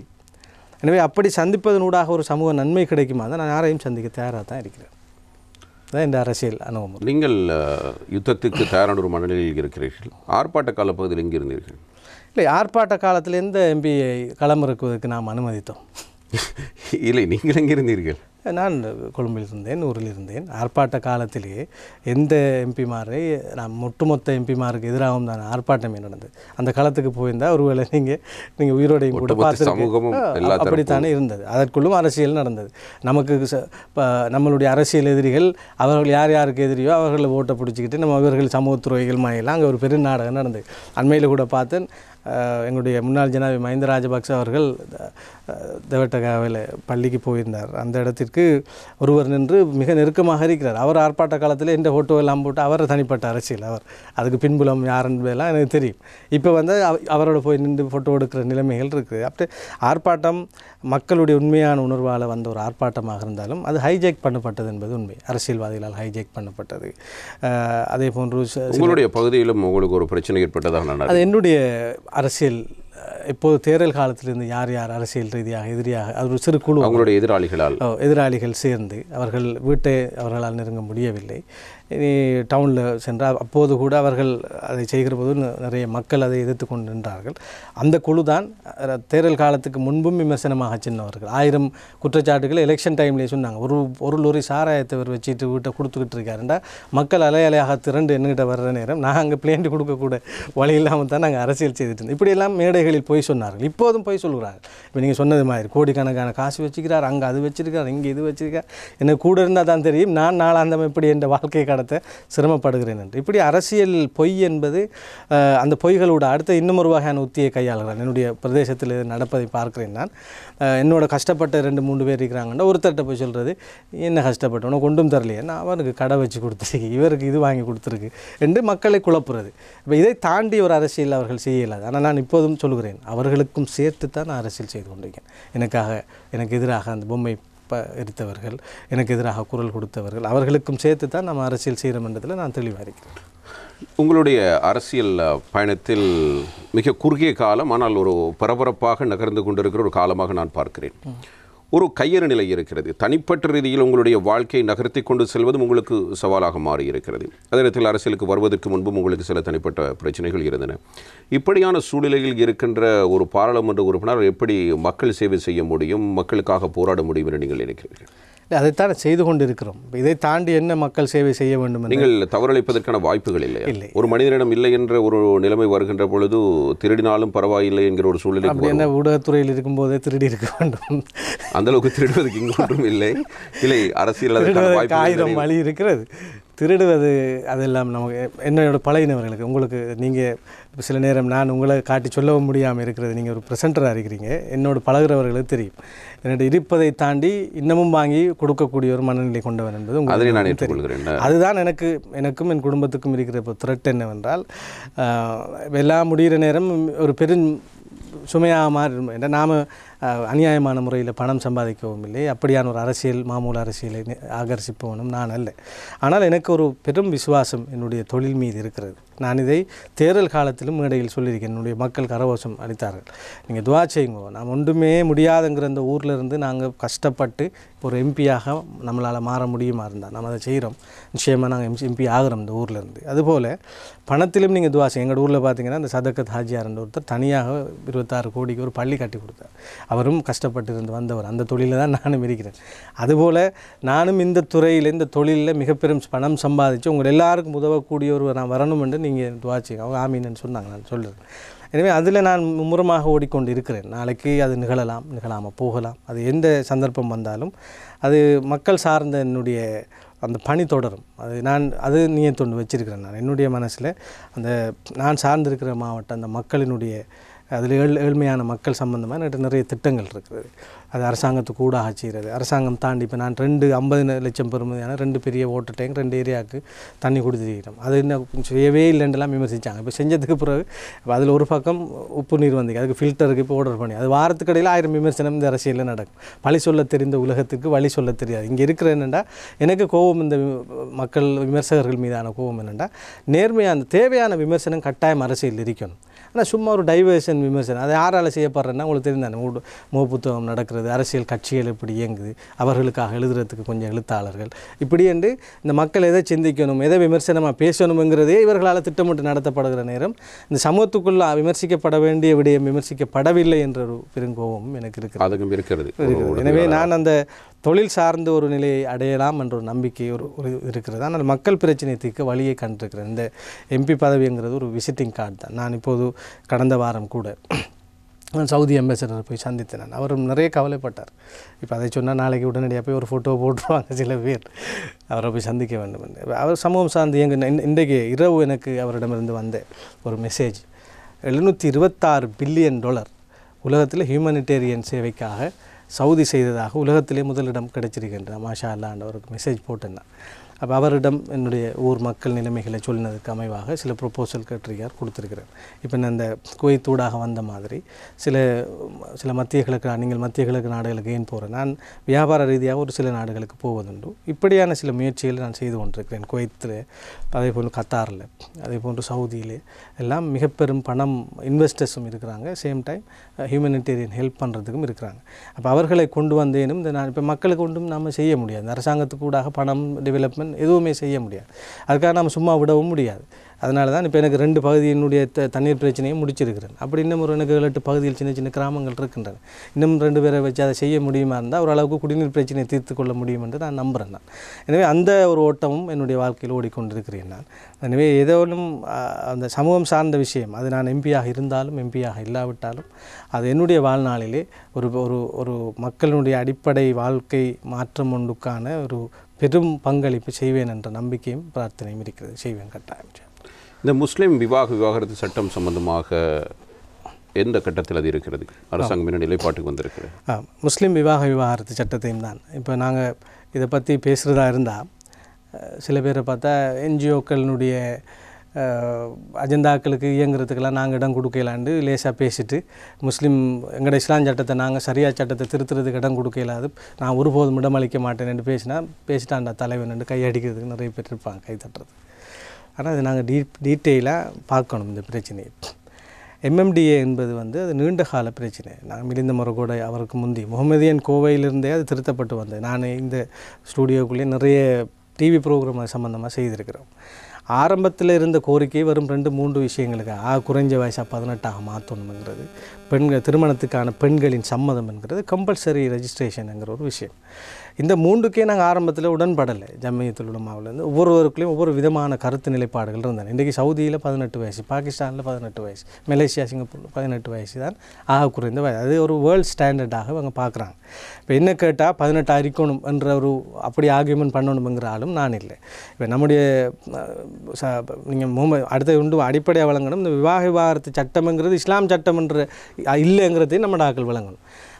முஸ்லீம் சட்டத்தில் ஒரு இடைவெளி காணப்படுகிற போது ஒன்று பொது சட்டத்தை கொண்டோ அல்லது இஸ்லாமிய சட்டத்தை கொண்டே மீள்நிரப்பப்படும். இதில் ஒரு இடைவெளி இருந்தால் இஸ்லாம் லோ என்ன சொல்லுதுன்னு திருத்துறாங்க. அப்போ முஸ்லீம் லோங்கிறது முற்றுமொத்தமான இஸ்லாம் லோ ஒன்று பேச நம்மளவங்க வரக்கூடாது. அது உள்ளாந்தர் காலத்தில் தொடங்கி முகமதியன் கோவையில் ஆரம்பத்தில் இருந்த சரத்துக்கள் எல்லாம் பார்த்தாடே இது இஸ்லாத்துக்கும் இதுக்கும் எங்கேயோ தூரம் என்று நம்ம விளங்கிக்கொள்ளும்.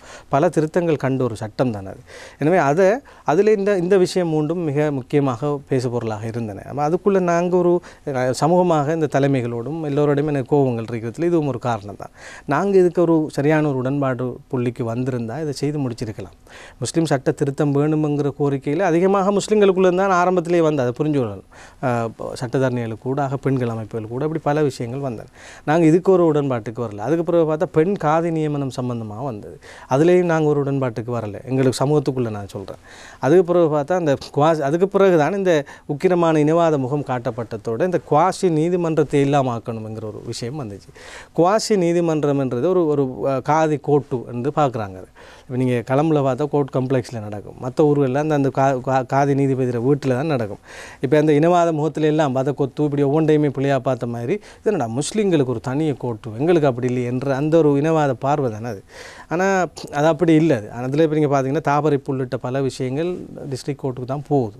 எனவே இந்த கோர்ட்டில் அவங்களுக்கு இடையில் ஒரு இணக்கத்தை உண்டாக்க முடியுமா, விவாகரத்து செய்யலுமாங்கிறத அவர் காதி நீதிபதி செய்வார். காதி நீதிபதிக்கான சம்பளத்திலிருந்து நிறைய விஷயத்தில் அமெண்ட்மெண்ட் கொண்டு வரணும். அவங்களும் ஒரு சம்பளம் கௌரவமாக தான் வேலை செய்கிறாங்க, சம்பளமும் இல்லை, ஒரு சரியான கட்டமைப்பு ஒன்று இல்லைன்னு இதில் திருத்தங்கள் வரணும்னு சொல்லப்பட்டது. என்னோட கோபம் என்னென்னா இன்றைக்கும் நாங்கள் அது என்னென்னா ஒரு பார்ட்டி ஒரு திருத்தத்தை கொண்டு வர நேரம் இப்படி தான் அரசியல் ரீதியாக லேசாக ஒரு விமர்சனத்தை செஞ்சு இதன் முக்கியத்துவத்தை புரிஞ்சு கொள்ளாமல் நாங்கள் அதை தடுத்து வந்ததால் கடைசியாக இப்போ நீங்கள் நல்ல வேலை அது நடந்து முடியவில்லை. அப்போ குவாதிஷி கோர்ட் இல்லை, பொலிகமி பலதாரம் மனம் இல்லை என்று தான் இப்போ அந்த ஆரம்பத்தில் இருந்துச்சு. அப்போ அந்த நேரமும் நாங்கள் அரசாங்கத்தோடு பேசினோம். இந்த குவாசி சிஸ்டம் இல்லாமணும்ன்ற பார்லிமெண்ட் உறுப்பினர்கள் குழு நாங்கள் சந்திச்ச நேரம் நாங்கள் ஒரு ஐடியா ஒன்று கொடுத்தோம். என்னென்னா இப்போ இது என்னென்னா ஒரு இணக்க சபமாய் தானே இயங்குது. ஒரு குவாசி கோர்ட்டுங்கிறது நாங்கள் ஊரில் பார்த்தோம்னா ஒரு ரீகன்சிலியேஷன் போர்டாக தான் இயங்குது. அதே போல் அல்லது ஒரு நாம் சொல்ல ஆர்பிட்ரேஷன் பாடி என்று கூட அதை நாங்கள் எடுத்துக்கொள்ளலாம். அப்போ இந்த குவாசி கோர்ட்டுங்கிற வார்த்தை தான் இவர்களுக்கு பிரச்சனைன்னா நாங்கள் அதை இப்படி ஆர்பிட்ரேஷன் போர்டு அல்லது ரீகன்சிலியேஷன் போர்டு இதே ஃபங்க்ஷன் அதே நேரத்தில் குவாசி ஜட்ஜுக்கு ஒரு சம்பளத்தையும் அதிகமாக கொடுத்து இது ஒரு ஸ்டாண்டர்ட் ஆக்கலாம்ண்டு அதை நான் சொன்னேன். அந்தந்த சந்தர்ப்பத்துக்கு தான் நாம் அரசியல் செய்ய போகிறோம். அன்றிருந்த சூழல் வேறு அப்படியான சில விஷயங்களை பேசிக்கொண்டு இருந்தோம் நாங்கள். இப்போ இந்த ஆட்சி ஜனாதிபதி மாறியதன் பிற்பாடு இப்போ ஒரு வகையாக எல்லாவற்றையும் பேசி பொலிகமியை முற்றுமுழுதாக நிப்பாட்டி ஆகணுங்கிற நிலைப்பாடு அந்நேரம் இருந்தது. இப்போ அப்படி அல்ல, ஒரு ஸ்ட்ரிக்டான கண்டிஷனோட பலதாரமானத்தை அனுமதிக்கலாம்னு இருக்குது.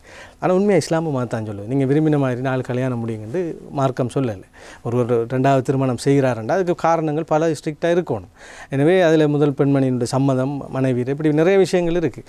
அப்போ நாங்கள் போய் இஸ்லாம் லோ சொல்கிறது தான் சொல்லுவோம். அந்த கண்டிஷன்ஸோடு நாங்கள் அதை அனுமதிக்கிறேங்கிற விஷயத்துக்கு இப்போ ஓகே ஆகிருக்கேன். இப்போ ஒரு வகையான ஒரு உடன்பாடு நான் நினைக்கிறேன். அண்மையிலே எங்களுடைய ஒரு போர்டு இயங்குறாங்க, அமைச்சருக்கு அட்வைசரி போர்டியில் ஜமியத்துல் உலமா சேர்ந்த பிரதிநிதி இருக்காங்க, சட்டத்தரணிகள், இப்படி ஒரு குரூப் அவங்க இயங்குறாங்க. அதே போல் அண்மையில் எங்களுடைய சிரேஷ்ட சட்டத்தரணி ஜனாதிபதி சட்டத்தரணி ஃபாயிஸ் முஸ்தபா தலைமையில் ஒரு சில சஜஷன்ஸ் பார்லிமெண்ட் உறுப்பினர்கள் கூடாக வழங்கப்பட்டிருக்கு. இன்னமும் அதை பழைய நிலைக்கு கொண்டு போகிற ஆகியமெண்ட்டும் அரசியல் புலத்தில் இப்போ தொடங்கிருக்கு.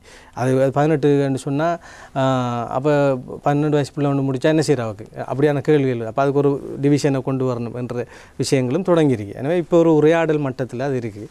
சமூகத்துக்குரிய நன்மை தரக்கூடிய ஒரு வகையில் அதை செய்து முடிக்கணும். அதை செய்தாக வேண்டிய இப்போ நான் ஆரம்பத்தில் சொன்ன மாதிரி 2-3 விடயங்களுக்காக பேசப்பட்ட எம்எம்டிஏங்கிறத ஒரு 10-12 விடயத்துக்காக பேச வேண்டிய ஒரு நிலைமைக்கு நாங்கள் கொண்டு வந்து விட்டோம். அது எல்லா விடயத்திலும் பொதுவாக நமது சமூகம் சார்ந்த விடயங்கள். அதனால் இல்லை, அதுதான் எனக்கு இருக்கிற கோபம். நான் இப்போ அண்மையில் கூட ஒரு இன்டெலெக்சுவல் பாடி கிட்ட சொன்ன ஒரு விஷயம், நீங்கள் முஸ்லீம் சமூகத்துக்குள்ள ஒரு சுப்ரீம் பொடியை உருவாகும். அதில் ஜம்மியத்துல் உலமா பிரதிநிதிகள் இருக்கட்டும், படித்தவர்கள் இருக்கட்டும், இவர்களெல்லாம் சேர்ந்து எம்எம்டிஏ சம்பந்தமாக இதுதான் இறுதியான முடிவென்று ஒரு முடிவெடுக்க சொல்லுங்கள். எல்லாம் சேர்ந்து இதுதான் எங்களோட சுப்ரீம் பாடி. இப்போ நீங்கள் ஆயத்துல்லா கொமாயினி இரானில் எடுத்தால் அவர் எடுக்கிற முடிவு தான் அங்கே இருக்கும். கீழே ஒரு நிர்வாகம் இருந்தால் எம்பிமாரை கூப்பிட்டு இதுதான் விஷயம், இதில் இதை நீங்கள் எல்லாருமா சேர்ந்து இதை நீங்கள் ஆதரிங்க. அதுக்கு யாராவது மறுத்து வெளியில் நிற்பாங்களான்னு அவங்கள நீங்கள் சமூகத்துக்கு காண்பித்து கொடுங்க. நான் சொல்கிறேன், இப்போ அப்படியான ஒரு ஸ்ட்ரக்சர் நம்ம சமூகத்துக்குள்ளே கட்டாயம் தேவை. நாங்கள் படித்தாக்கெல்லாம் உள்ளுக்கு போகணும், அவர் போகணும், இவர் போகணுங்கிற பார்வையை தாண்டி இந்த முஸ்லீம் சமூகத்தின் விஷயங்களை சரியாக டாக்குமெண்ட் பண்ணக்கூடிய ஒரு சுப்ரீம் பொடி ஒன்று இங்கே வரணும் என்று நான் விரும்புகிறேன். அது ஜம்மியத்துல் உலமாவாக இருக்கலாம், அல்லது அவர்களோட சேர்த்த பல இன்டெலெக்சுவல் சேர்ந்த ஒரு பொடியாக அது உருவாகி எல்லா விஷயத்திலையும் எங்களோட நிலைப்பாடு, சமூகத்தின் நிலைப்பாடு என்ற ஒரு நிலைப்பாட்டுக்கு வந்தால் ஆட்டோமேட்டிக்காக இப்போ நீங்கள் பார்த்தீங்கன்னா எந்த ஒரு கூட்டம் கூறணும் எல்லா எம்பிமாரும் போகிறோம். ஜம்மியத்துல் உலமாவினுடைய கூட்டத்துக்கு நாங்கள் அழைச்சா போகிறோம். இணையவர்கள் இந்த ஜனாசா விவகாரம் சம்பந்தமாக கூட நாங்கள் நிறைய ஜம்மியத்துல் உலமாவையும் சந்தித்தோம். நீங்கள் பல பேர் கேட்டீர்கள், மறந்த நிறைய குழுக்களை சந்தித்தோம். எனவே இந்த ஒரு விஷயம் தேவைப்படும். இப்போயும் எனக்கு என்னென்னா இந்த இருக்கிற சூழலில் நாங்கள் ஒரு எல்லாருமா சேர்ந்து ஒரு பொது உடன்பாட்டுக்கு வந்து திருத்தங்களுக்கு நாங்கள் ஓகே பண்ணலாம், அனுமதிக்க முடியுமெங்கிற விஷயங்களை செய்தாக வேண்டும். இதை நாங்கள் இன்னமும் இல்லாமல் ஆக்குவோமாக இருந்தால் மறுபடியும் வேறொரு வகையான விஸ்வரூபம் அதை எடுக்கும். ஆரம்பத்தில் பெண் காதி வரக்கூடாதுங்கிற ஒரு பெரும் ஆர்கியூமெண்ட் இருந்தது. இப்போ நான் பார்த்தேன் பெருமளவு ஆக்கள் அதுக்கு சம்மதிச்சிருக்கிற ஒரு நிலைமை வந்திருக்கு. இப்போ மலேசியாவில் எல்லாம் பெண் காதி இருக்கிறாங்க. அது எப்படி பெண் காதி வார் இவ எப்படி எம்பி முஷாரப் எம்பி அதை சம்மதிப்பாருன்னு ஒரு கூட்டம் கிளம்பும். நம்மளோட நிலைப்பாடுகள் அப்படி தான் இருக்குது. அதால் நான் சொல்கிறேன், இதில் எதுலேயுமே இதுதான் எந்த கருத்து நிலைப்பாடுங்கிறத நான் சொல்கிறதுக்கு விருப்பப்படவும் இல்லை. ஆனால் இது ஒரு டிஸ்கஷனாக இந்த சமூகத்துக்குள்ளே கொண்டு வந்து ஒரு சுப்ரீம் பொடி இதில் பொதுவாக இதை நாம் இவ்வளவுத்தையும் நம்ம அனுமதிப்போம்னு சொல்லி எம்பிமார் நீங்கள் இவ்வளோ பேரும் இன்னும் வரவில்லை. இன்னமும் பிரச்சனைகள் மாறி மாறி பேசிக்கிட்டு தான் இருப்போம். பிரச்சனைகளை வைத்துக்கொண்டு கடந்து சென்று கொண்டிருக்கோம். எங்கள் நிகழ்ச்சியின் நிறைவு பகுதிக்கு வந்திருக்கிறோம். முஷாரஃப் அவர்களே, அதிகார பகிர்வு பற்றி நாங்கள் பேசினோம். உங்களுடைய தனிப்பட்ட நிலைப்பாடு என்ன என்பதை பற்றி ஒரு தெளிவான புரிதல் எனக்கு கிடைக்கவில்லை.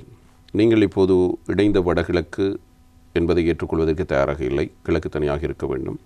கிழக்கு தனியாக இருந்தால் மட்டும் போதும், இந்த காணி போலீஸ் அதிகாரங்கள் வழங்கப்பட்டால் அது உங்களுக்கு பிரச்சனை இல்லையா? வடக்கு கிழக்கு தெற்கு மேற்கு என்று இருக்கிற நீங்கள் முதலாவது அதிகார பகிர்வு பற்றி நான் தான் இப்போ முஸ்லீம்களுக்குள்ளே பாராளுமன்றத்தில் தனித்தரப்பாக முஸ்லீம்கள் பங்கு பெற்றணும் என்று பார்லிமெண்ட்டில் பேசி நான் கேட்டேன். அதற்கு பிறகு இப்பொழுது பள்ளிவாயல் குழுக்கள் எல்லாரும் இப்போ தொடங்கியிருக்கிறார்கள். அது ஏன் நான் சொன்னேன் என்றால், இப்போ ஒஸ்லோ பேச்சுவார்த்தை நடந்தபோது அரசாங்கத்தின் ஒரு குழுவாக முஸ்லீம்கள் கட்சி தலைமைகள் போனார்கள். அதிலே முஸ்லீம்கள் ஒரு குழு, அது ஒரு தேசிய இனமாக என்று பிரகடனப்படுத்தப்படல. ஒரு பெரும் நம்மை நாம் இழந்த சந்தர்ப்பங்கள், தலைமைகள் விட்ட தவறுகள் என்ற அந்த பெருங்கோபத்தில் இதெல்லாம் இருக்கு. இது ஊடகத்துறையில் இருக்கும்போது இருந்தது, தொடர்ந்துக்கிட்டு தான் இருக்கிறாங்க. அப்போ என்னுடைய கருத்து என்னவென்றால், இப்போ நான் தான் வடக்கு கிழக்கு அது எங்கே நடக்க போகிறது, நம்ம அதை பற்றி கருத்து சொல்லவில்லை என்று இப்போ சில தலைமைகள் பேசுகிறது நான் பார்க்க. அப்படி நம்ம பேச தேவையில்லை. எந்த நிலைப்பாடு இது? நாங்கள் எங்களோட அந்யோன்யமாக பழகிற தமிழ் சமூகம் சார்ந்த டிஎன்ஏ என்னுடைய பிரதிநிதிகள் வடகிழக்கு இணையணும் என்று பேச அவர்களால் முடியும் என்றால், இல்லை கிழக்கு பிரிந்து தான் இருக்கணுங்கிற எங்களோட நிலைப்பாடு. நாம் மற்ற விஷயங்களை பேசுவோம் என்கிறத நாம் சொல்லக்கூட கூச்சப்படுறோம்னா அது என்ன? அது அந்த எனக்கு புரியல அது அந்த விஷயம்.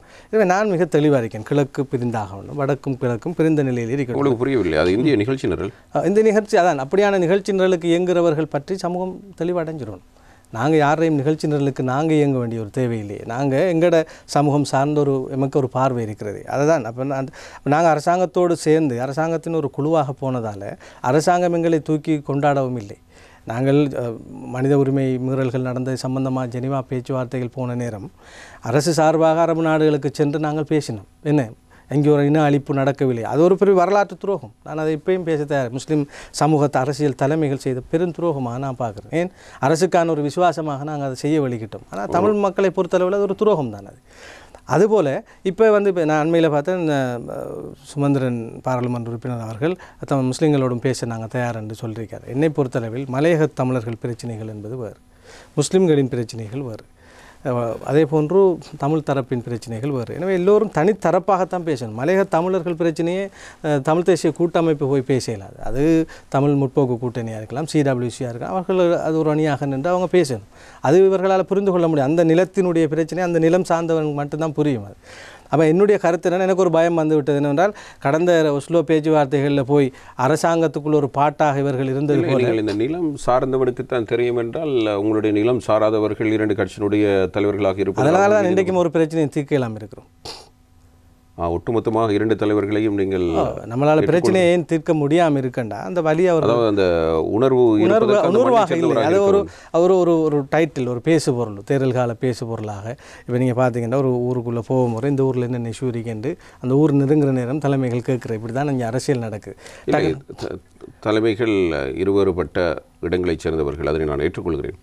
அப்படியானால் அந்த மாவட்டத்திலிருந்து வருகின்ற பாராளுமன்ற உறுப்பினர்களில் உங்களுக்கு மட்டும்தான் அந்த உணர்வு இருக்கிறது? நான் அதான் உங்கள்கிட்ட சொன்னேன். நான் ஒவ்வொருவரும் ஒவ்வொரு விதமாக நான் இன்னொருவர் சார்ந்து விமர்சனம் செய்யவில்லை. இதை கூட இவருக்கு விமர்சிக்க வேண்டும், அவரை விமர்சிக்க வேண்டும் என்பதற்காகவும் நான் சொல்லவில்லை. நான் ஏன் இந்த கருத்துக்களை சொல்கிறேன் என்றால், எங்களோட நிலைப்பாடுகள் சம்பந்தமான ஒரு பார்வை இருக்கணும். இப்போ நாங்கள் சுமந்திரன் பாராளுமன்ற உறுப்பினர் கூப்பிட்றார், நாங்கள் அவர்களோடு பேசணும், எல்லாரோடும் பேச வேண்டும்.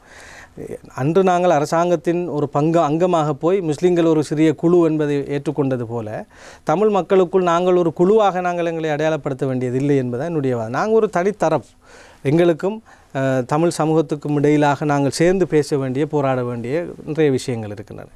சமூகமாக நாங்கள் தனித்து இருதரப்பு இந்த நிலைப்பாட்டில் யாரெல்லாம் பாராளுமன்றத்தில் இப்போது நான் அந்த பேச்சு மெதுவாக தொடங்கியிருக்கேன். நான் பார்த்தேன் அம்பாறை மாவட்டத்தில் கூட அனைத்து பள்ளிவாழ் ஜமியத்தில் உள்ள மக்கள் எல்லாருமா சேர்ந்து தனித்தரப்பாக முஸ்லீம்கள் பயணிக்கணும் என்கிற ஒரு வாதத்தை தொடங்கி எங்களுடைய அமைச்சர் நசீர் அகமது அவர்கள் கூட இப்பொழுது அந்த பேச்சை அவர் மூடு மந்திரமாக நீங்கள் பேச முடியாது.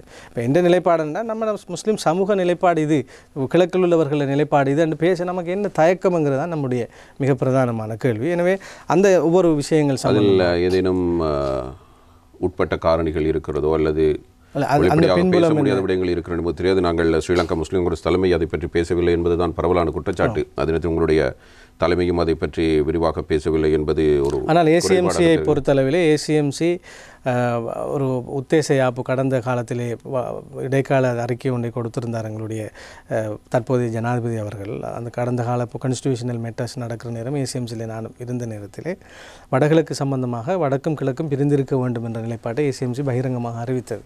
ஆனால் அதை முஸ்லீம் காங்கிரஸ் ஒரு உறுதிப்பட நிலைப்பாட்டை அதை சொல்லவில்லை. அதை பூசி முழுக தேவையில்லை என்பது என்னுடைய நிலைப்பாடு. அந்த விதத்தில் வடகிழக்கு இணைப்பு பிரிப்பு சம்பந்தமாக ஏசிஎம்சி நிலைப்பாடு பாராட்டுக்குரிய ஒரு விஷயம். அவர்களுடைய விமர்சனத்தை நாங்கள் அவர்களிடம் அதை பற்றி பேசியதற்கு பிறகு என்னவென்றால் அவருடைய கருத்து வழியாக இருக்கிற அவருடைய நிலைப்பாடு என்ன என்பதை பற்றி நமக்கு தெரியாது. பிறகு நாங்கள் பிறகு பேசலாம். முஷாரஃபினுடைய அரசியல் எதிர்காலம் என்னவாக இருக்க போகிறது? இப்பொழுது நீங்கள் இலங்கை மக்கள் காங்கிரஸிலும் இல்லை என்கிற நிலை, ஸ்ரீலங்கா முஸ்லீம் காங்கிரஸுக்கு நீங்கள் செல்ல முற்பட்டதாகவும் உங்களை சேர்த்துக்கொள்ள அவர்கள் தயாராக இல்லை என்றும் பரவலான கருத்துக்கள் சொல்லப்பட்டு வந்தன. அரசியல் நீங்கள் ஒரு ஊடகவியலாளர், எந்த விதமான தவறு நான் இப்போதும் சொல்கிறேன். நான் அகில இலங்கை மக்கள் காங்கிரஸின் பாராளுமன்ற உறுப்பினர். என்னை அநியாயமான முறையில் இந்த கட்சியை உயர்படம் நீக்கியிருக்கிறது. நீங்கள் நீக்கியது தவறு. ஒரு இயற்கை நீதி, நேச்சுரல் ஜஸ்டிஸ் அடிப்படையிலே எனக்கான ஒரு ஒழுக்காற்று விசாரணையில் என்னை பேசக்கூட அனுமதிக்காமல் உடனடியாக கட்சியை விட்டு நீக்கினார்கள். அப்படி செய்ய முடியாது. எனவே சட்டத்தை நான் நம்புகிறேன், நீதிமன்றத்தை நாடி இருக்கிறேன், நீதிமன்றத்திலே சொல்லியிருக்கிறேன். என்னை இவர்கள் மிக பிழையான முறையில் என்னை நீக்கியிருக்கிறார்கள், இவர்கள் என்னை நீக்கியது தவறு என்று நான் வாதிட்டு வருகிறேன். அதுதான் என்னுடைய நிலைப்பாடு. நீதிமன்றம் நீங்கள் நீக்கியது தவறு என்று அவர்களுக்கு தீர்ப்பளிக்கும் என்றால் நான் ஏசிஎம்சி காரணம், அதில் என்ன பிரச்சனை? அப்படி ஒன்றுமே வேறு. நீங்கள் கட்சியில் உங்களுக்கு அடுத்த முறை வாக்கு கேட்பதற்கான சந்தர்ப்பத்தினை வழங்க வேண்டும். அது பார்ப்போம். அது தேர்தல். நான் இப்பொழுது சொல்கிறேன், தேர்தல் என்பது தேர்தல் காலத்தில் நாங்கள் பார்க்க வேண்டிய, பேச வேண்டிய விஷயம். தேர்தல் காலம் நெருங்கி கொண்டிருக்கிறது. இன்னும் கொஞ்சம் காலம் நாம் நினைக்கின்றோம். IMFினுடைய நிலைப்பாடு என்ன, இந்த நாட்டினுடைய நிலைப்பாடு என்ன, இல்லை அதை நாங்கள் அந்த நேரத்தில் பார்த்துக்கொள்ளும். முதல்ல இப்பொழுது வழக்கு தொடரப்பட்டிருக்கிறது. வழக்கு தீர்ப்பு வரும் வரையிலும் அது வரட்டும். அந்த வந்ததன் பிற்பாடு அது என்ன நிலைப்பாடு எடுப்போம் என்பதை நான் பார்ப்பேன். நான் தேர்தல் மைய அரசியலுக்கு அதிகமான நேரம் ஒதுக்குவது கிடையாது, கரிசனையும் கிடையாது. இழப்பதற்கு எதுவுமே இல்லை என்பதுதான் என்னுடைய நிலைப்பாடு.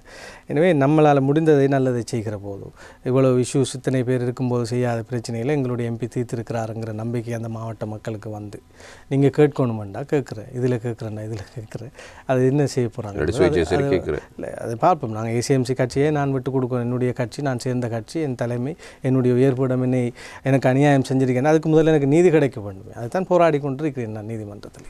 அப்போது கிடைக்காத நீதி நீங்கள் அடுத்த கட்ட நீதிமன்றத்தில், அவர்களிடம் இல்லாத நீதி நீதிமன்றத்தில் இருக்கும். தான் நீதிமன்றம் நீதியை செய்யக்கூடிய நீதிமன்றம் உங்களுடைய பாராளுமன்ற காலப்பகுதியை தக்க வைத்துக் கொள்வதற்கு ஒரு தீர்ப்பினை வழங்கியதை வைத்துக் கொள்ளுமே. அதற்கு அடுத்ததாகவும் நீங்கள் அந்த கட்சியை அவர்கள் தேர்தல் இன்று நாம் இருக்கிற நிலைமை 3/2 பெரும்பான்மையோடு பலமாக வந்த கோட்டாபய ராஜபக்ஷ அவர்கள் இப்போது இல்லை, சீனிலே இல்லை. பாராளுமன்ற தேர்தலில் ஒரு சீட் கூட பெற முடியாத ரணில் விக்ரமசிங்கே அவர்கள் நாட்டினுடைய ஜனாதிபதி. அரசியலில் எதுவும் நடக்கலாம். எனவே நான் 2 பேருக்குள்ள வித்தியாசம் என்ன? எதை சொல்கிறீர்கள்? இல்லை, நான் கோட்டாபய ராஜபக்ஷ 2 பேரோடு நீங்கள் இணைந்து பணியாற்ற கோட்டாபய ராஜபக்ஷ சம்பந்தமாக நான் ஆரம்பத்திலே நான் மீடியாவில் இருக்கிற போது கூட யாதுமுறை நிகழ்ச்சியில் சொன்ன ஞாபகம், இந்த பறவையின் கண் கொண்டு இந்த நகரத்தை பார்த்த ஒரு அதிகாரி என்று அந்த கலம்பு டெலிகிராஃப் பத்திரிகை எழுதியிருந்தது. உண்மையிலே கலம்பை வடிவமைத்து அழகுபடுத்தியது கோட்டாபய ராஜபக்ஷ. அந்த ஒரு நம்பிக்கை தான் மக்களிடம் இருந்தது. அவர் ஒரு நல்ல நிர்வாகியாக இருந்திருக்கக்கூடும், அவர் ஒரு நல்ல ஜனாதிபதியாக நாங்கள் நினைத்தது தவறாக போயிருந்த நாட்டு மக்கள். ஆனால் அவரை பற்றி விமர்சனம் பழகிய விதத்தில் சொல்லுவாங்க. அவர் ஒரு ஊழல்வாதி என்று நான் சொல்ல மாட்டேன், ஒரு எளிமையானவர் என்று அதை ஏற்றுக்கொள்வேன். அடுத்தது ஒரு சுய புத்தியோடு இயங்கக்கூடிய அளவுக்கு தீர்மானம் ஊழலுக்கு துணை போவார். அப்படியானவர். தன்னுடைய தந்தையுடைய நினைவு தூவி அமைப்பதற்கு அது எனக்கு தெரியும் பணத்தை எடுப்பார். இல்லை, அந்த விடயம் சம்பந்தமாக நான் சொல்கிறேன் என்றால் பர்சனலாக இண்டிவிஜுவலாக நான் பார்த்து, நான் அவருக்காக பரிந்து பேச வேண்டிய ஒரு தேவை. நான் இப்பொழுது அரசியல் செய்வதாக இருந்தால் கோட்டாபய ராஜபக்ஷன்னு பிள்ளையாக பேசிட்டு போகலாம். நாங்கள் பழகிய நீங்கள் அனுபவத்தை வைத்து நான் சொல்கிறேன் என்றால், தனக்கு பணம் சம்பாதிக்கணும், கோடிகளில் நாம் அள்ளணும் என்று ஏனைய ராஜபக்ஷாக்களுக்கு இருந்த விமர்சனம் போன்று இவருக்கு முன்வைக்கப்படுவதில்லை என்றால் தனிப்பட்ட ஒரு நாட்டத்தை நாம் அவரிடம் பார்க்கவில்லை. தீர்மானங்கள் குற்றச்சாட்டுகள் இருக்கிறதே, தீர்மானங்கள் எடுக்கிற விவகாரங்களிலே அவர் சில விஷயங்களை அனுமதி கொடுக்கக்கூடாததுக்கு கொடுத்தும் கொடுக்க வேண்டியதை தடுத்தும் இருந்ததனுடைய விளைவிலே அதுவும் ஒன்றாக இருக்கக்கூடும். அது எனக்கு தெரியவில்லை. ஆனால் ஒரு ஆளுமை என்கிற அடிப்படையிலே இப்பொழுது இருக்கிற ஜனாதிபதி அவர்கள் இன்று இருக்கின்ற கால நேரத்துக்கு மிக பொருத்தமானவர், அதில் மாற்று கருத்து இல்லை. ஏனென்றால் அண்மையிலே கூட நான் பார்த்தேன், SJBயில் இப்போதும் இருக்கிற ராஜித சேனாரத்ன ஒரு தனியார் நேர்காணலில் சொன்னார், நீங்கள் ஆட்சியை பொறுப்படுங்கள் என்று கேட்டபோது ஹர்ஷடி சில்வா என்னால் முடியாது என்றார், சஜித் பிரேமதாஸ் என்னால் முடியாது என்றார்.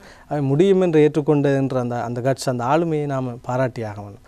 அடுத்து நம்ம இருந்த நிலையிலிருந்து இப்போ ஒரு வேறு வகையான நிலைமைக்கு வந்திருக்கிறோம். அடுத்து அரசியல்வாதிகளோடு நாங்கள் ஒரு பாராளுமன்ற உறுப்பினராக போய் பழகுகிற நேரம், அதிக நேரம் ஜனாதிபதியோடு நேரம் செலவழிக்க தேவையில்லை. ஒரு விஷயத்தை ஒரு 2-3 நிமிடங்களுக்குள் அவர் புரிந்து சரியான பதிலை தரக்கூடிய ஒரு ஆற்றல். நான் அலி சப்ரி அமைச்சர் அவர்களுடன் பேசுகிற போது கூட அவர் சொன்னார், ரொம்ப டிஸ்கஸ் பண்ண தேவையில்லை, அவருக்கு விஷயம் தெரியும். அது எக்கனாமியாக இருக்கலாம், லோவாக இருக்கலாம், எல்லா விஷயத்திலையும் அந்த அரசியல் பெரும் ஒரு அறிவு ஒன்று இருக்கிறது. எனக்கு சில நேரம் தோணுவதுண்டு, அது சரியாக இருக்கலாம். நான் சில விஷயங்களில் முரண்பாடுறேன். நீங்கள் இன்று பேசிய விஷயங்களே இந்த முரண்பாடான சில பக்கங்கள் இருந்தது போல், இந்த டிமோக்ரஸிங்கிறது இந்த நாட்டினுடைய ஒரு அபத்தம் என்பது என்னுடைய கருத்து. அதை நிறைய பேர் அதை ஏற்றுக்கொள்வார்கள். ஏன்னா ஒட்டுமொத்த உலக நாடுகளும் ஜனநாயகத்துக்கு திரும்ப வேண்டும், ஜனநாயகம் வேண்டும் என்று போராட்டம் நடத்துகிறார்கள். அதற்கான அரசியல் காய் நகர்த்துகளை செய்கிறார்கள், அரசியலமைப்பில் மாற்றங்களை கொண்டு வருகிறார்கள். நீங்கள் இப்போது அரசியல் ஒரு கேள்விக்குறியாக இருக்கிற பாராளுமன்ற உறுப்பினர் முஷாரஃப் ஜனநாயகம் வேண்டாம் என்கிறீர்கள். இல்லை, ஜனநாயகம் என்பது ஒரு டிமோக்ரஸி என்பது இருக்கத்தான் வேண்டும். ஆனால் அந்த டிமோக்ரஸியினுடைய எல்லை தொடர்பான பல கேள்விகள் இருக்கின்றன. இப்போ உதாரணத்துக்கு நீங்கள் லீ குவான் யூ அல்லது இந்த மகாதீர் முகமது அல்லது இந்த ஒரு நாடுகள் உருவான விதங்களை பார்த்தீங்கன்னா, சில தீர்மானம் எடுப்பதிலே ஒரு அதிகாரம் ஒரு மையமாக இருந்தது. நான் லீ குவான் யூ இப்போ ஒரு எச்சில் துப்பினவங்களுக்கு ஃபைனுங்கிறத விட ஒரு கொடுமையான சட்டம் இருக்க உலகத்தில் சிங்கப்பூரில் அதை செய்தார்.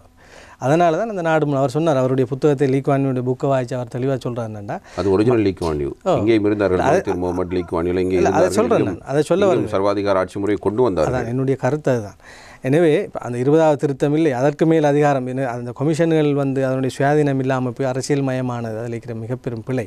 ஆனால் என்னுடைய கருத்து என்னவென்றால், நாட்டை நேசிக்கக்கூடிய ஊழலற்ற நேர்மையான ஒருவரிடம் அதிகாரம் குவிந்திருந்தால்தான் அந்த ஆட்சியை செய்யலாம். நீங்கள் பார்த்தோம்னா ஈஸ்டர் தாக்குதலை பற்றி கதைப்போம். அப்போ ஜனாதிபதி ஒரு புள்ளியிலையும் பிரைம் மினிஸ்டர் ஒரு புள்ளியிலையும் இருந்ததால் இவ்வளவு நடந்துங்கிறது நாம் அப்பட்டமாக திரும்ப 20 கொண்டு வந்து குவிக்கணுமென்று வந்தோம். அதுவும் பிள்ளைண்டு இப்போ திரும்ப 19 திரும்ப நாங்கள் 21 கொண்டு வந்துக்கிறோம். அவை நேரத்துக்கு நேரம் இந்த நாட்டில் ஒரு ஸ்திரமான நிலைப்பாடில் முஸ்லீம்களை நீங்கள் பார்த்தா அஷ்ரப் ஷர் காலத்தில் நிறைவேற்ற அதிகாரம் இருந்தே ஆகணும்னு சொன்னார். ஷேக் ஹசீன் அவர்கள் சொன்னார், அது அவர் தனிப்பட்ட நிலைப்பாடு, கட்சி நிலைப்பாடு இல்லைன்னார். அதுக்குள்ளே அவர்கள் இருவருக்கு இடையிலே பிளவு வந்த மைய புள்ளியே தான். ஆனால் இன்றைக்கு நாங்கள் நிறைவேற்ற அதிகாரம் தேவையா இல்லையான்ற உரையாடல் இல்லாமல் 20க்கு தலைமையில் ஆதரிக்கலாம், அப்போ 20 பிள்ளை என்று நாங்கள் பேசுகிறோம். இதுதான் நம்மட நிலைப்பாடு. நான் அவதானத்தின் அடிப்படையில் இன்றைக்கு நீங்கள் பார்த்தீங்கன்னா நான் கட்டார் இவ்வளோ பெரிய வேர்ல்ட் கப்பை நடத்தி உலகமே ஒரு பயங்கரவாத தீவிரவாத நாடுன்றது நேற்று அறிவிச்சிருக்கிறாங்க. இந்த நூற்றாண்டில் வேர்ல்ட் கப்பை சிறப்பாக நடத்தின முதலாவது நாடு கத்தார் என்ற அளவுக்கு $250 பில்லியன், அதாவது பிரான்ஸ் ரஷ்யா நடத்தினதை விடவும் 10, 15, 20 மடங்கு பணம் செலவழித்து மிக அழகாக அட்கோலில் அவங்களோட மார்க்கத்தையும் விட்டு கொடுக்காம அழகாக செய்திருக்காங்க.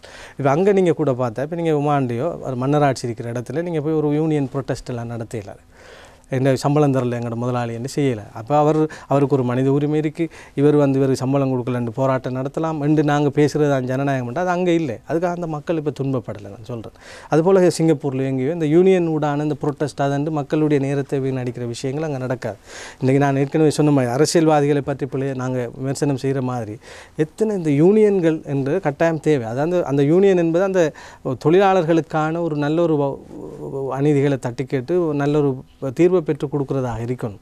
இன்றைக்கு பார்த்தீங்கன்னு சொன்னால் நிறைய சட்டங்கள் கொண்டு வர முடியாத அல்லது ஒரு வேலை நிறுத்தம் நீங்கள் பார்த்தீங்கன்னா அது ஹெல்த் செக்டரில் நிறையவே நடக்கும். அது ஒரு பெரிய மாஃபியா, அதை பற்றி பேசுகிறேன்னா நிறைய பேசலாம். எங்களோட ஊரில் கூட நிறைய சம்பவங்கள் நடந்தது. இப்போ பொதுவ வெளியில் வந்து ஒரு தவறென்று தெரிந்த போதும் கூட இந்த யூனியனுடைய சக்தி என்னவாக இருக்குன்னா ஜனாதிபதி கூட அதை மீற முடியாது, அது அமைச்சர் கூட இது தவறு என்று தெரிஞ்சாலும் அந்த யூனியனை மீறி என்று செய்யலாங்கிற நிலைப்பாடுகள் இருக்கிற போதும் அப்போ தவறுகள் சாதாரணமாக இயல்பாக இங்கே நடக்குது. அப்போ இந்த டெமோக்ரஸிங்கிறது வந்து நாங்கள் நீங்கள் பார்த்தீங்கன்னா காடுகள் அதிகமாக வளர்க்கணும் என்று அமெரிக்கா ஐரோப்பா நாடுகள் பேசும். காடுகளை வளர்க்கணும், கார்பன் வெளியேற்றம் என்று சொல்லி ஒரு கொள்கை இருக்குது, கார்பன் பிஸ்னஸ் என்று சொல்லுவாங்க. அதாவது இவ்வளவு தான் ஒரு நாட்டில் கார்பன் வெளியேற்றணும், இதை விட கூடுதலாக வெளியேற்ற நாடு குறைந்த வெளியேற்ற நாடு காசு கொடுக்கணும்னு சொல்லுவாங்க. அது சொல்லிப்பட்டு என்ன செய்வாங்கண்டா இப்போ பூட்டான் மாதிரி நாடுகள்கிட்ட நீங்கள் உண்மையில் மரத்தை நட்டுறீங்க, உங்களுக்கு 70% மரம் நீங்கள் இருக்குது, உண்மையில் பசுமையான நாடு நெவோட சாமனெல்லாம் கொடுத்து வளர்க்க வைக்கிறது. அப்போ நம்மளோட பூட்டான் ஸ்ரீலங்கா இந்த மாதிரி நாடுகள் நாங்கள் காட்டெல்லாம் அழிக்காமல் பாதுகாத்துக்கிட்டு இருப்போம். அவன் வேண்டிய காட்டை அடித்து உற்பத்தியை கூட்டி பொருளாதாரத்தில் டொப் நிலைமைக்கு போயிட்டு இன்னும் உங்களுக்கு காசியான வேணும்னு நாங்கள் பிடிங்கிட்டு காசு தருவாங்க. இது மாதிரி எங்களை ஒரு வகையான நாங்கள்லாம் மர பேணுற ஆக்கள், பசுமையை விரும்புகிற ஆக்கள் என்று எங்களுக்கு சும்மா ஒரு போலியான கிரெடிட்டை தந்துக்கிட்டு அவங்க டெவலப் பண்ணி போயிட்டே இருக்கிறாங்க. அதே மாதிரி தான் டெமோக்ரஸியை நான் பார்க்குறேன். டெமோக்ரஸியை இப்போ நீங்கள் பொத்தி பாதுகாக்கணும், மனித உரிமையை மீறப்பட இன்றைக்கி அமெரிக்காவால் நடக்காத மனித உரிமை மீறல் இருக்கா நான் சும்மா கேட்குறேன். இன்றைக்கி ஆப்கானிஸ்தானில் ஈராக்கில் நடந்த விஷயங்கள், ஆனால் இங்கே நம்மளோட மனித உரிமையை வந்து அங்கே ஒரு மிகப்பெரும் பேசு பொருளாக ஜெனீவாவில் இருக்கும். ஆக வளர்ந்த நாடுகள் வந்து அவர்களுக்கு ஒரு பாலிசி நமக்கு ஒரு பாலிசியும் வச்சுருக்காங்க. என்னை பொறுத்தளவில் ஒரு தீர்மானம் எடுக்கக்கூடிய மிக அதிகாரம் பொருந்திய ஒருவர், அவர் நாட்டை நேசிக்கக்கூடியவராக ஊழலற்றவராக நல்லவராக இருக்கணும். அப்படி இருப்பாராக இருந்தால் அவரிடம் குவிந்திருக்கிற அதிகாரத்துக்கு பயப்பட தேவையில்லை. இருக்கிற பிரச்சனை நீங்கள் சொன்ன மாதிரி இங்கே வந்த சில லீக்கோனியல் தவறால் அது மிகப்பெரிய அழிவை கொண்டு வந்து விட்டுருக்கு. ஆனால் என்னை பொறுத்த அளவில் நம்மட இந்த அதிகாரம், இந்த யூனியன், இந்த மாதிரியான போராட்ட விஷயங்கள் எல்லாம் இப்போ நீங்கள் பார்லிமெண்ட்டில் கூட பார்த்தா இப்போ நீங்கள் யூனியன் ஆஃப் ரீஜனுங்கிறது சந்திரிகா பண்டாரநாயக்க கொண்டு வந்த மிக நல்ல ஒரு தீர்வு. அதை ரணில் விக்ரமசிங்கே அவர்களே எரிச்சார். இப்போ அவர் தீர்வை பற்றி 2017 ஒன்றை சப்மிட் பண்ணுறார். இப்போவும் அதை கதைக்கிறார். எப்படி அவர் எரிச்சு போட்டு இப்போ கதைக்கலாம்? அப்போ இந்த மாதிரி தான் நான் சொல்ல வரேன். என்னென்னா இது ஒரு அதிகாரம் சரியாக குவிக்கப்பட்ட ஒரு நிலையில் தான் இந்த நாட்டை முன்னேற்றலாம் என்று. அதாவது ஒரு சர்வாதிகார போக்குடைய ஒரு தலைமை, அதாவது நல்ல தலைமை, நல்லெண்ணத்துக்காக நாட்டை முன்னேற்றத்துக்காக ஒரு லீ குவான் யூ அப்போசிஷன் லீடரை தூக்கி உள்ளுக்கு போட்டார். அது அந்த நாட்டை நல்ல நிலைக்கு தான் கொண்டு போச்சு. அது உங்களுடைய கருத்து தனிப்பட்ட. எப்போது அடுத்த அமைச்சராக இல்லை தெரியவில்லை. அமைச்சர் வழங்குவதாக எதிர்பார்ப்புகள் இருக்கிறதா? இருக்கிறது, தருவதான சில உத்தரவாதங்களும் இருக்கின்றன. தந்தால் செய்வோம், தராவிட்டால் தெரியவில்லை. அது தெரியவில்லை. அப்படி ஒன்றும் உரையாடல் இல்லை. 2 எடுப்பது ஸ்டேட் மினிஸ்ட்ரி கொடுக்கப்பட இருக்கிறதாம். 10 கேபினெட் இன்னும் வழங்கப்பட இருக்கிறது. ஒரு ரீஷஃபில் நடக்குமா அல்லது பேலன்ஸாக இருக்கிறார்களுக்கு கொடுக்க போகிறார்களான்னு தெரியா. அவ்வாறு வழங்கப்படுகிற நேரம் அது தொடர்பாக பேசப்பட்டால் பார்ப்போம். நன்றி பாராளுமன்ற உறுப்பினர் முஷாரப் அவர்கள். மிக நீண்ட நேரமாக நாங்கள் கலந்துரையாடி இருக்கிறோம். அதிர்வு அதிகாரம் 2 நிகழ்ச்சியில் இதுவரையும் எம்மோடு நீங்கள் இணைந்து கொண்டு எங்களோடு பேசியதற்கு உங்களுக்கு மிக்க நன்றி. இத்துடன் அதிர்வு அதிகாரம் 2 நிகழ்ச்சியிலிருந்து நாங்கள் விடைபெற்றுக் கொள்கிறோம். நன்றி, வணக்கம்.